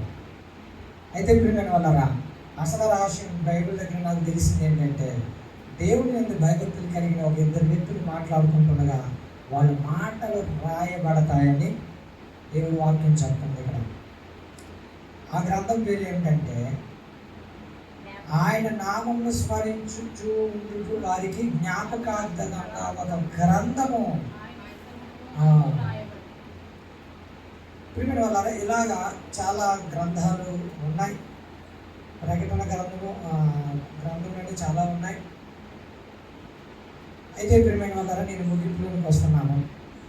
చాలా జాగ్రత్తగా బ్రతకాలి నుండి, చాలా జాగ్రత్తగా మాట్లాడాలి కూడా. ఇతరులు నా ఫోన్ని రికార్డ్ చేయడానికి చాలా మంది ట్రై చేసేవారు. నాకు పరిశుద్ధాత్మ దేవుడు నాలో నుండి ఆ వ్యక్తి నీ మాటను రికార్డ్ చేయడానికి దగ్గరికి వచ్చాడు, నువ్వు అతన్ని గమనించు, చాలా జాగ్రత్తగా మాట్లాడాను. పరిశుద్ధాత్మ దేవుడు ఎప్పుడు నాతో ఎవరో ఒక వ్యక్తి మాట్లాడుతున్నట్లే ఉన్నాడు. నాకు ఎవరు ఏం చేయబోతున్నారు అనేది కూడా దేవుడు చెప్తూ ఉండేవాడు. నాతో స్నేహంగా ఉండి మంచిగా ఉండి ఎవరు కీడు చేయబోతున్నారో ఒకరు చెప్పేవాడు దేవుడు. అయినా కూడా వాళ్ళకి ప్రతి కీడు చేసేవాడు కాదు, దేవుడి చేతులకు అప్పగించేవాడు. అలాగే ప్రియమైన వాళ్ళ ఎంతోమంది నా కుటుంబంలో ఉండే నా వారే, నా రక్త సంబంధులే నాకు చాలా హాని చేయడానికి, నష్టపరచడానికి, కీడు చేయడానికి కూడుకున్నప్పుడు దేవుడు వారందరి చేతుల్లో నుంచి నన్ను క్షేమాన్నిచ్చి భద్రతనిచ్చి కాపాడేవాడు. బైబిల్ ఒక మాట నేను బాగా నమ్ముతాను. నా తండ్రి చిత్తమనేదే మీ తల వెంట్రుకల్లో ఒక్కటైనను నేలన పడదని ఒక మాట. మీ తల వెంట్రుకలన్నీ లెక్కింపబడి ఉన్నవి అని చెప్పాడు దేవుడు. ఆయన చిత్తమనేది ఒక్కడి కూడా నేల రాలదంటాడు. అలాగే ప్రియమైన వాళ్ళ మనం దేవుని చేతిలో ఉన్న పిల్లలము, దేవుని సంబంధులము, దేవుని పిల్లలందరి యొక్క పేర్లు గ్రంథస్థం చేయబడతాయి. గ్రంథస్థం చేయబడతాయి. ఫైనల్గా ఒక మాట చెప్తున్నాను. దేవుడు తన పిల్లల్ని 4 విధాలుగా శుభ్రపరుస్తాడు. మనమందరూ స్నానం చేసి మందిరానికి వచ్చాం, కానీ ఇక్కడ వాక్యమనే ఉదక స్నానం చేత శుభ్రం చేస్తాడు. ఉదకము అనగా నీళ్లు, వాక్యము అనే ఉదకము చేత మనల్ని ఇప్పుడు శుభ్రం చేశాడు. మరొకటి ఏంటి తెలుసా, ఆయన మనలను తన రక్తానికి, తన శరీరానికి, తన రక్తానికి సాదృశ్య రూపంగా ఉన్న ప్రభుత్వాల ద్వారా మనల్ని శుభ్రపరుస్తున్నాడు. మరొకటి ఉంది, ఆయన మనల్ని ఈ దేహాలను మహిమ దేహాలుగా మారుస్తాడు. మరొకటి ఉంది, పరలోకం దగ్గరికి వెళ్ళిన తర్వాత ఆయన తన రక్తాన్ని ప్రోక్షించి మనలను శుభ్రం చేస్తాడు. ఈ 4 వాటికి 4 అంశాలు, 4 ప్రసంగాలు ఉన్నాయి. ప్రభు చిత్తమైతే మరొక అవకాశం ఉంటే ఆ వాక్యాన్ని మీతో పంచుకుంటాను. దేవుడు నాకు ఇచ్చిన ఈ సమయాన్ని బట్టి ఆయనకి వందనాలు తెలియజేస్తూ, నాకు ఇచ్చిన ఈ సమయాన్ని బట్టి దైవజనులకు వందనాలు తెలియజేస్తూ, మీ అందరికీ వందనాలు తెలియజేస్తూ ముగిస్తాను. అందరూ కూడా ఒక సహోదరి, ఒక సహోదరుడు ఆరాధన చేస్తాం. మరొకరికి కూడా ఈ గ్రంథము అనగా మనకి అర్థమయ్యేది ఏంటి అన్నట్లయితే పరిశుద్ధ గ్రంథము. బాగానే ఉంది. పరిశుద్ధ గ్రంథం ఎక్కడ ఉంటుంది? మన దగ్గర ఉంది. దేవుని గ్రంథంలో మన పేర్లు ఉండాలి. దేవుని గ్రంథంలో మన పేర్లు ఉండాలంటే మనం ఏం చేయాలి? ఉదాహరణ మీకు అర్థం అవ్వడానికి ఏం చెప్తున్నాం అంటే, 10th క్లాస్ ఎగ్జామ్స్ రాస్తాము. ఇక్కడ రాస్తాము, మనకు సర్టిఫికెట్లు, మార్క్ లిస్ట్ ఎక్కడి నుంచి వస్తాయి? బోర్డు నుంచి వస్తాయి. అదేవిధంగా ఆ బోర్డు ప్రభువు దేవుని పరలోకం అయితే మనం చదువుకునేది ఎక్కడంటే ఈ యొక్క దేవుని మందిరంలో. అందుకని అపోస్తులు 2:42 ఏముంది? అపోస్తుల బోధ యందు. అందుకని ముందు మనం అక్కడ పేరు రాయబడి ఉండాలంటే ఇక్కడ బోధ ఉండాలి. ఎక్కడ బోధ ఉండాలి? దేవుని మందిరంలో మనం అందరం కలిసి ఏం చేయాలి? సహవాసముగా ఉండాలి. సహవాసమందు, రొట్టె విరిచినందు, ప్రార్థన చేయడందు ఎడతెగక ఉండాలి. కాబట్టి ఎక్కడైనా మన పేరు రాయబడాలంటే, దేవుని జీవగ్రంథంలో రాయబడాలంటే, డైరెక్ట్గా బాప్తిసం తీసుకున్నాను వెళ్ళిపోయాను అంటే మనకి మన పేర్లు అక్కడ రాయబడాలి. 4 అనుభవాల్లో మనం నడవాలి. అపోస్తులు 2:42 ప్రకారంగా ఏం చేయాలి? అపోస్తుల బోధ ఉండాలి. అపోస్తుల బోధ ఎక్కడ? దేవుని మందిరంలో ఉంటుంది. తర్వాత సహవాసం. సహవాసం అంటే కలిసి ఉండాలి. ఏదో ప్రత్యేకంగా ఎవరో వాక్యం చెప్పారంటే కుదరదు. సహవాసం కలిగి ఉండాలి. తర్వాత రొట్టె అక్కడ దేవుని మందిరంలో ఉంటుంది. ప్రార్థనలోనూ వీళ్ళు ఎలా ఉండాలంటే ఎడతెగకుండా ఉంటేనే వీళ్ళ పేర్లు మాత్రమే జీవగ్రంథంలో రాయబడి ఉంటాయి. ఇప్పుడు ఆదివారం భక్తులు, లేకపోతే పండగ భక్తులు ఆ విధంగా ఉంటే మన పేర్లు జీవగ్రంథంలో వ్రాయబడవు. కాబట్టి ఆయన పరిచర్య చాలా, ఒకప్పుడు మన పేర్లు కూడా ఎక్కడ ఉండేవి అంటే జీవగ్రంథంలో రాయబడి ఉండేవి కాదు. ఎందుకంటే మనం చీకటి వారముగా ఉండేవాళ్ళం. ఇప్పుడు వెలుగు సంబంధంగా వచ్చి ఈ రోజున దేవుని మందిరంలో ఆయన, ఈ మందిరానికి ఇంకొక పేరు ఏం చెప్పగలరా? మందిరం పేరు ఇంకొకటి చెప్పగలరా? చెప్పడానికి నేను ఇష్టపడుతున్నాను. ఇది పరిశుద్ధ బడి. ఈ పరిశుద్ధ బడిలో మనం బ్రతుకు పాఠాలు దిద్దుకోవాలి. మనం దినదినము ఎలా బ్రతుకుతున్నాము, ఇదివరకు ఎలా బ్రతికాము, ఈ రోజే మనం ఎలా బ్రతకబోతున్నాం, ఎలా బ్రతుకుతున్నాం, ఒకసారి దిద్దుకోవాలి. దిద్దుకోవడం అంటే తప్పు చేస్తాం. తప్పు చేసినప్పుడు మళ్ళీ ఏం చేస్తారు? దాన్ని శుభ్రంగా పిలిపేసి సరిగ్గా వచ్చే వరకు మన జీవితాన్ని దిద్దుకోవాలి. ఆ దిద్దుకున్న స్థలమే ఈ పరిశుద్ధ బడి. కాబట్టి ఈ పరిశుద్ధ బడిలో మనం ఎప్పుడు మనం దిద్దుకున్న వారముగా ఉండాలి. ఏ రోజైతే మనం ఆ విధంగా దిద్దుకుంటామో దేవుడు మన పేర్లు జీవగ్రంథంలో రాయడానికి ఆయన ఇష్టపడతాడు. ఒకప్పుడు మేమంతా కూడా లోకంలో అన్యులుగా ఉండేవాళ్ళం. మా రాజు నాకు బాగా తెలుసు. మా బంధువు, నా యొక్క సొంత బంధువు ఎక్కడో దూర ప్రాంతాల నుంచి ఎంత చదువుకున్నాడంటే, ఇప్పుడు 10th క్లాస్ సర్టిఫికెట్లు రావాలంటే బోర్డు నుంచి రావాలి, మరి ఆయన పేరు రావాలంటే పరలోకం నుంచి రావాలి. అదేవిధంగా ఎంత చదువుకున్నాడని నేను చెప్పలేను. సాయంత్రం ప్రభుత్వం అయితే ఈ రోజున ప్రభుత్వం అయితే స్పెషల్ మీటింగ్ కలిగి ఉంటాం. రాజు తన సాక్ష్యాన్ని మన మధ్యలో పంచుకుంటాడు. ఇది ఎంత అవసరం, ఎంతో వ్యయ ప్రయాసాలు బట్టి దూర ప్రాంతం నుంచి మన మధ్యగా వచ్చి ఈ విధంగా వారి అనుభవాన్ని మన మధ్యలో ఈ రోజున దైవ సేవకులు ఆయన చదువుకుంది ఎంత అన్నారు గుర్తుందా మీకు? ఈ రోజున అంత బైబిల్ స్టడీ చేసి దేవుని నామాన్ని కనపరుస్తున్నారు. నాకు చాలా సంతోషంగా ఉంది. ఎందుకంటే ఈ రోజున అణగారిపోయిన కులాల్లోంచి వచ్చి, ఎవరు కూడా లెక్క చేయలేని మతాలు ఆ కులాల్లోంచి వచ్చి, చదువు లేదు మమ్మల్ని తోసివేశారు అన్న స్థితిలోంచి కూడా దేవుడు ఎన్నుకొని మన ప్రక్కనే ఉన్నాడు, మన ప్రక్కన ఉన్నాడు, మన వెనకాల ఉన్నాడు. ఎవరు? ధనాల వారు. ఆ కుటుంబానికి చెందిన సేవకుడే ఈరోజు మన మధ్యలో వాక్యాన్ని చెప్పారు. ఆయన ఇంకా దేవుని అంగీకరించలేదు. ఈరోజు దేవుళ్ళు బహుబలంగా వాడబడుతున్న ఈ దినాన ఆంచార్య గారు, ఆయన పేరు ఏమని జాన్గా ఆయన దేవుళ్ళకి వచ్చి బలమైన సువార్థికుడిగా, బలమైన కాపరిగా అనేక సంఘాలు కట్టడానికి దేవుడు కృషి చూపిస్తున్నాడు. కాబట్టి ఈ రోజున ఒకప్పుడు మనం ఎక్కడో మన పేరు లెక్కలేని స్థితిలో ఉన్నప్పుడు ఈ రోజున దేవుడు తన పరిశుద్ధ గ్రంథంలో మన పేర్లు రాయడానికి దేవుడు కృషి చూపించాడు. కాబట్టి మనందరం ఈ రోజున ఆరాధన చేయడానికి సమయం లేదు. కాబట్టి స్త్రీలలోంచి సహోదరుల చొప్పులు, పురుషుల చొప్పులు మనము దేవుని ఆరాధిద్దాం. ప్రభువా, మనం ఆరాధనలకు వెళ్ళిపోతాం. జస్ట్ చాలా కొద్ది నిమిషాలు మాత్రమే. నేడేవరైతున్న ప్రభా, మహాగరుడా, మహోన్నతుడా, సర్వశక్తిమంతుడా, మా ఆరాధనకు యోగ్యుడా, పూజుడా, ఘనమైన నీ నామానికి లెక్కలేనని స్తుతులు స్తోత్రం చెల్లించుకుంటున్నాం. సజీవులుగా ప్రభా నీ సన్నిధిలో చేరి నేను మందిర ఆవరణలో ఒక దినం గడుపుకుంటే 1000 దినముల కంటే శ్రేష్టమని ప్రభా ఈ రోజున నీ మందిర ఆవరణలో మమ్మల్ని అందరూ ప్రవేశింపజేసి ప్రభా ఈ విధంగా నేను ఆరాధించడానికి, నేను మహింపరచడానికి, నేను కొనియాడడానికి నువ్వు ఇచ్చిన కృపను బట్టి నీకు వందనాలు స్తోత్రాలు. యోహాను సువార్త 4:24 ప్రకారంగా దేవుడు ఆత్మ కనుక ఆయన ఆరాధించేవారు ఆత్మతో సత్యముతో ఆరాధించాలని చెప్పావు.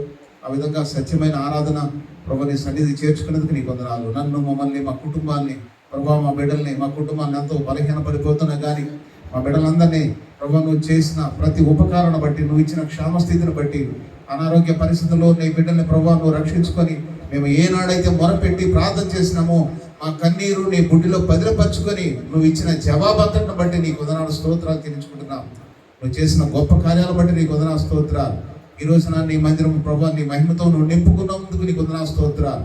ప్రభా అలనాడు మా వాగ్దానం యెహోషువ చెప్తున్నట్టుగా నేనును నా ఇంటి వారును యెహోవాను సేవించదమని ప్రభా కుటుంబాలుగా నీ సన్నిధికి నువ్వు తీసుకొచ్చినందుకు నీకు వందనాలు స్తోత్రాలు తెలుసుకుంటున్నాం. ఇంకా రావాల్సిన వారు అనేక మంది ఉన్నారు. వారందరిని బట్టి ప్రభా నీ సన్నిధిలో ఆరాధిస్తున్నాను, మహింపరుస్తున్నాను.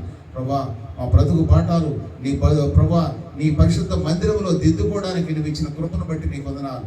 నీ దైవదాసుడు చెప్పినట్టుగా ప్రభా మా యొక్క పేర్లు నీ యొక్క వాక్యములో లేఖనాల్లో వ్రాయబడి ఉండాలి, నీ జీవ గ్రంథంలో వ్రాయబడి ఉండాలంటే మేము బ్రతికుండాలి కదా. సజీవులే కదా నేను స్తుతించదరన్నావు. మేము బ్రతుకుంటే కదా నేను స్తుతించడానికి.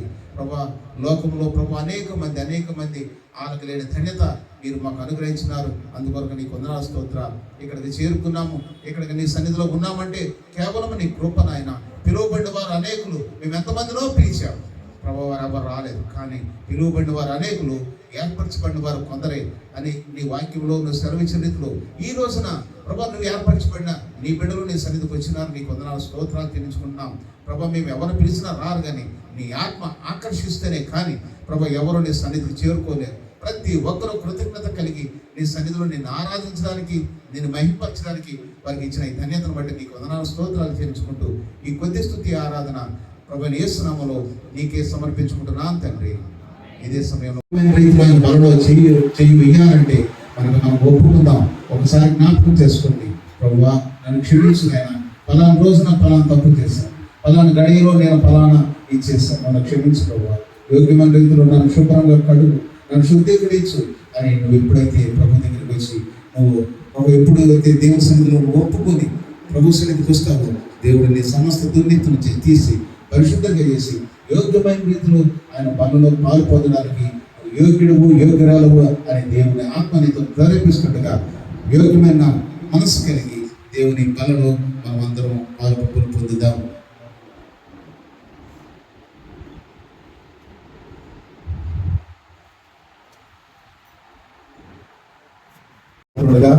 నీ కృపను బట్టి ప్రార్థన చేస్తున్నాను.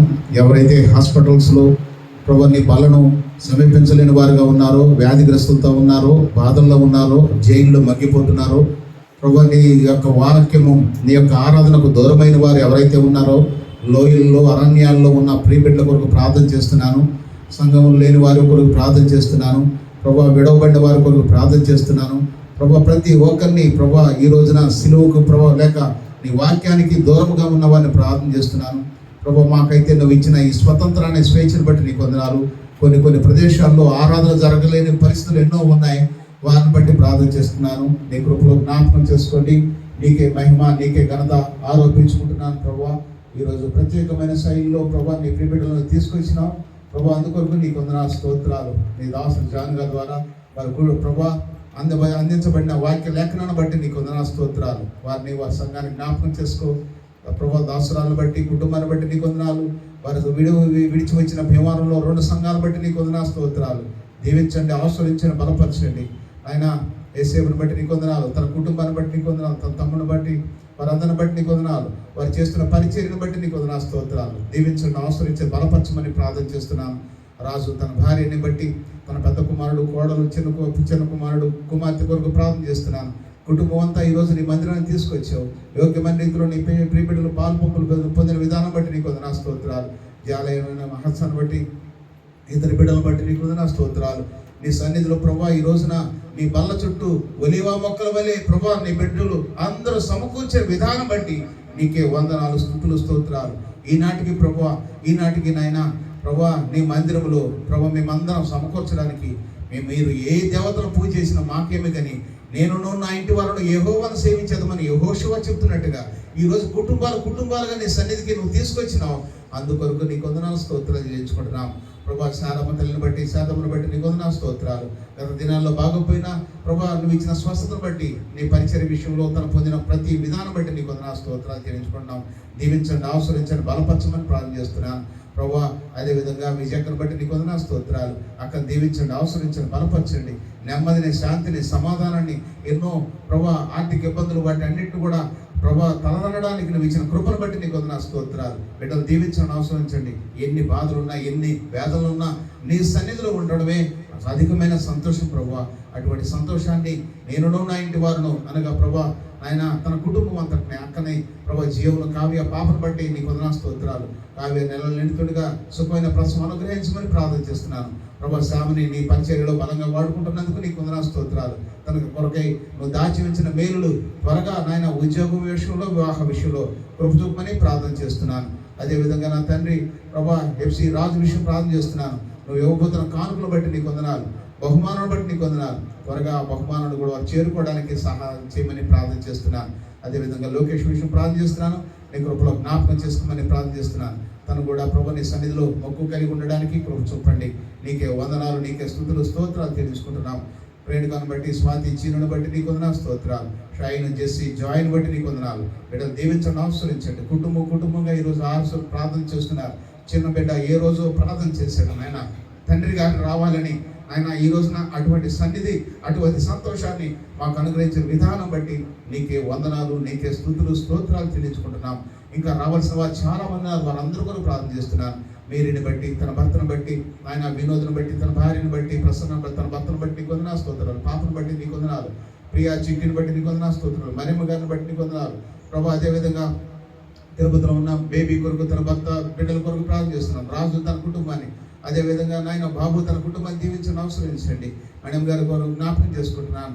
అదేవిధంగా ప్రభా మరియమ్మ గారి కొరకు ప్రార్థన చేస్తున్నాను. కృపలో జ్ఞాపకం చెప్పారు. బృందాన్ని బట్టి నీకు వందనాలు, స్తోత్రాలు. ఆదిమ తల్లిని బట్టి నీకు వందనాలు, స్తోత్రాలు. ప్రభా సుజన్ రావు గారిని బట్టి నీకు వందనాలు. తన కుటుంబాన్ని కూడా జ్ఞాపకం చేసుకో. ప్రకాష్ గారి కుటుంబాన్ని జ్ఞాపకం చేసుకో. జయశ్రీ గారి కుటుంబాన్ని జ్ఞాపకం చేసుకో. ప్రభా బుద్ధు మను ప్రభా నాయన నీ సన్నిధికి వచ్చారు. లక్ష్మి కూడా నాయన జ్ఞాపకం చేసుకో. ప్రభా అదేవిధంగా రత్నానికి ఇచ్చిన స్వస్థతను బట్టి నీకు వందనాలు, స్తోత్రాలు. బుద్ధు మన విషయంలో చేసిన గొప్ప కార్యాలు బట్టి నీకు వందనాలు, స్తోత్రాలు. లక్ష్మి దీవించడం ఆశ్రయించండి. అదేవిధంగా శారమ్మ తల్లిని ప్రభా ఒకసారి శారదమ్మను బట్టి నీకు వందనాలు, స్తోత్రాలు. జ్ఞాపకం చేసుకోండి. తన కాలు ప్రభా గాయాల నుంచి నువ్వు మానమని ప్రార్థన చేస్తున్నాను. అదేవిధంగా ఆయన సువర్ణకను బట్టి నీకు వందనాలు స్తోత్రాలు. కుటుంబాలు దీవించండి, ఆశ్రయించండి, బలపరచమని ప్రార్థన చేస్తున్నాను. ప్రతి ఒక్కరిని దీవించండి, ఆశ్రయించండి. నీ సన్నిధికి వచ్చిన ప్రతి ఒక్కరిని బట్టి పేరు పేరున దీవించి ఆశ్రయించి మహింపరచవలసిన ప్రాయిస్తూ ఇచ్చిన శ్రేష్టమైన సమయాన్ని బట్టి నీకే స్తోత్రాలు చేయించుకుంటారు. నన్ను మమ్మల్ని బంగారు పాదం సమర్పించుకున్నా. నాన్నగారిని కూడా జ్ఞాపకం చేసుకో, క్షేమకరంగా తీసుకురా. ప్రార్థనలో ఎవరైతే సహాయంగా ఉన్నారో వారందరూ మా ఇరుగు పొరుగు వారిని బట్టి, మా ధనాల వెంకటేశ్వర గారిని బట్టి, పిచ్చిన పాలన రమణారావు వారి కుటుంబాలను బట్టి నీకు వందనాలు స్తోత్రాలు. ప్రభా మా యొక్క సేవకులు నాయన ధనకుమారి గారిని బట్టి, వారి సంఘాన్ని బట్టి నీకు వందనాలు స్తోత్రాలు చెల్లించుకుంటున్నాం. ఆగస్టు నాన్న సంఘాన్ని బట్టి నీకు వందనాలు స్తోత్రాలు చేసుకుంటున్నాం. హల్లెలూయా. బాబన్న వారు చేస్తున్న పరిచయం బట్టి నీకు వందనాలు స్తోత్రాలు. రాజకుమార్ అక్క నాయన, అదేవిధంగా రాంబాబు అన్న వారు చేస్తున్న పరిచయం బట్టి నీకు వందనాలు స్తోత్రాలు చేసుకుంటున్నాం. అదేవిధంగా ఆశా జ్యోతి గారు చేస్తున్న పరిచయం బట్టి నీకు వందనాలు స్తోత్రాలు చేసుకుంటున్నాం. మోయిస్ గారు చేస్తున్న 3 సంఘాల పరిచయం బట్టి నీకు వందనాలు స్తోత్రాలు. జోసఫ్ గారు కర్మల సంఘాన్ని బట్టి 42 బ్రాంచీలు బట్టి నీకు వందనాలు స్తోత్రాలు. అదే విధంగా ప్రభా ఆ కోణంలోనే ఈ చిన్న దీపస్తంభాన్ని నువ్వు వెలిగించే నాయన, కడ వరకు మా తుది శ్వాస విడిచే వరకు కూడా నీ సన్నిధిలో ఆరిపోకుండా అనేక ఆత్మల కొరకు విజ్ఞప్తి చేసే యోధులుగా ఇక్కడ ఉండడానికి సహాయం చేయండి. నీ ప్రియబిడ్డలందరినీ తీసుకొస్తున్నావు. రాజును బట్టి, ఎంచిని బట్టి, అదేవిధంగా పిన్నిని బట్టి నీకు వందనాలు స్తోత్రాలు. మంచి ఆరోగ్యాన్ని దయచేయండి. ఇంకా ఎవరి నిమిత్తం పొరపాటున ప్రార్థన చేయడం మానేశాను వారందరూ కొరకు, మా బంధుమిత్రులందరి కొరకు పేరు పేరున దీవించి ఆశ్రయించి మహింపరచవలసిన ప్రాయిస్తూ ఇచ్చిన శ్రేష్టమైన సమయాన్ని బట్టి నీకే స్తోత్రాలు చేయించుకుంటూ మీ ప్రియకుమారుడు మా రక్షకుడు అయినటువంటి ప్రభువైన యేసుక్రీస్తు పేరట వినయంతో బ్రతిలాడి వేడుకుంటున్నాను తండ్రి. సియోనులో నిన్ను దర్శించును, కలలోనైనా అనుకోలేదు నాకింత భాగ్యము కలదని. కలలోనైనా అనుకోలేదు నాకింత భాగ్యము కలదని.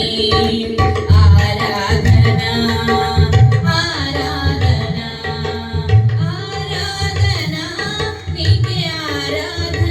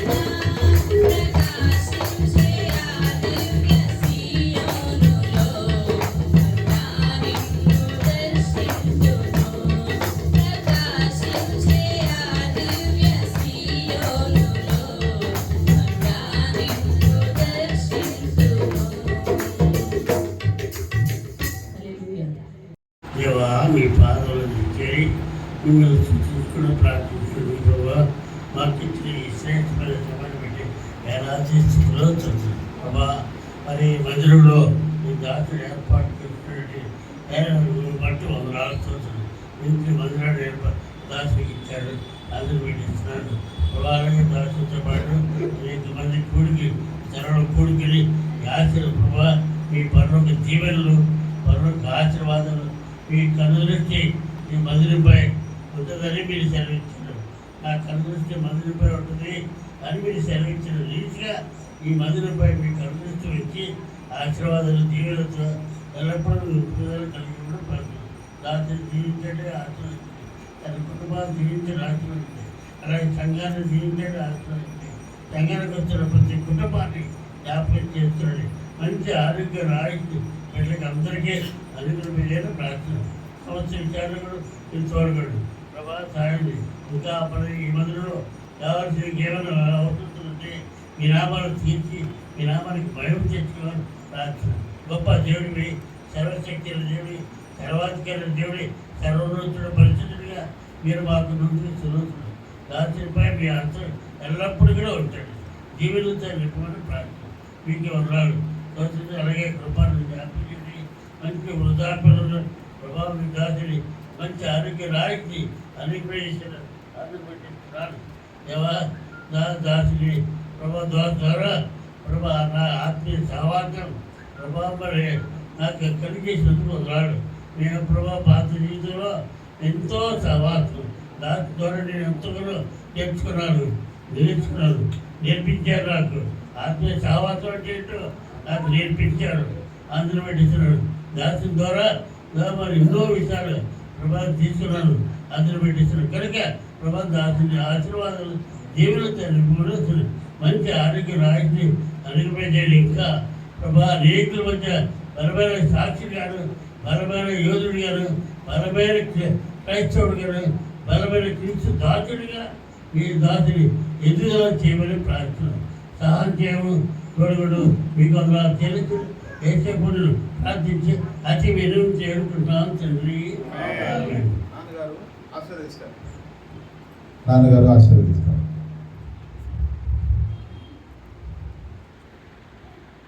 ఆశీర్వాదం నాన్నగారు.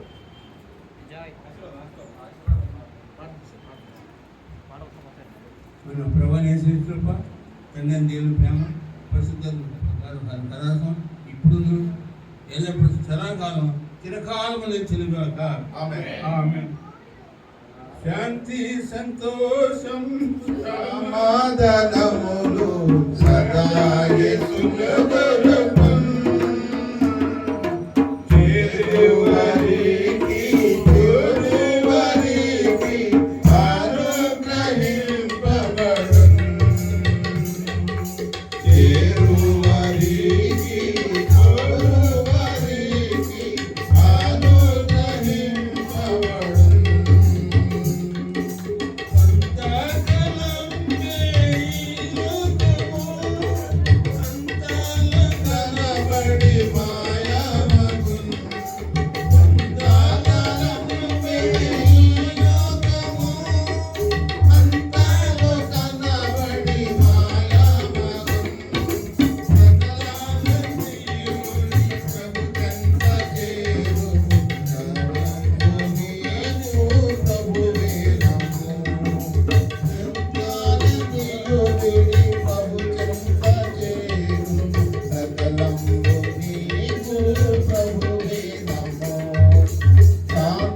సంతోషం సమాధానములు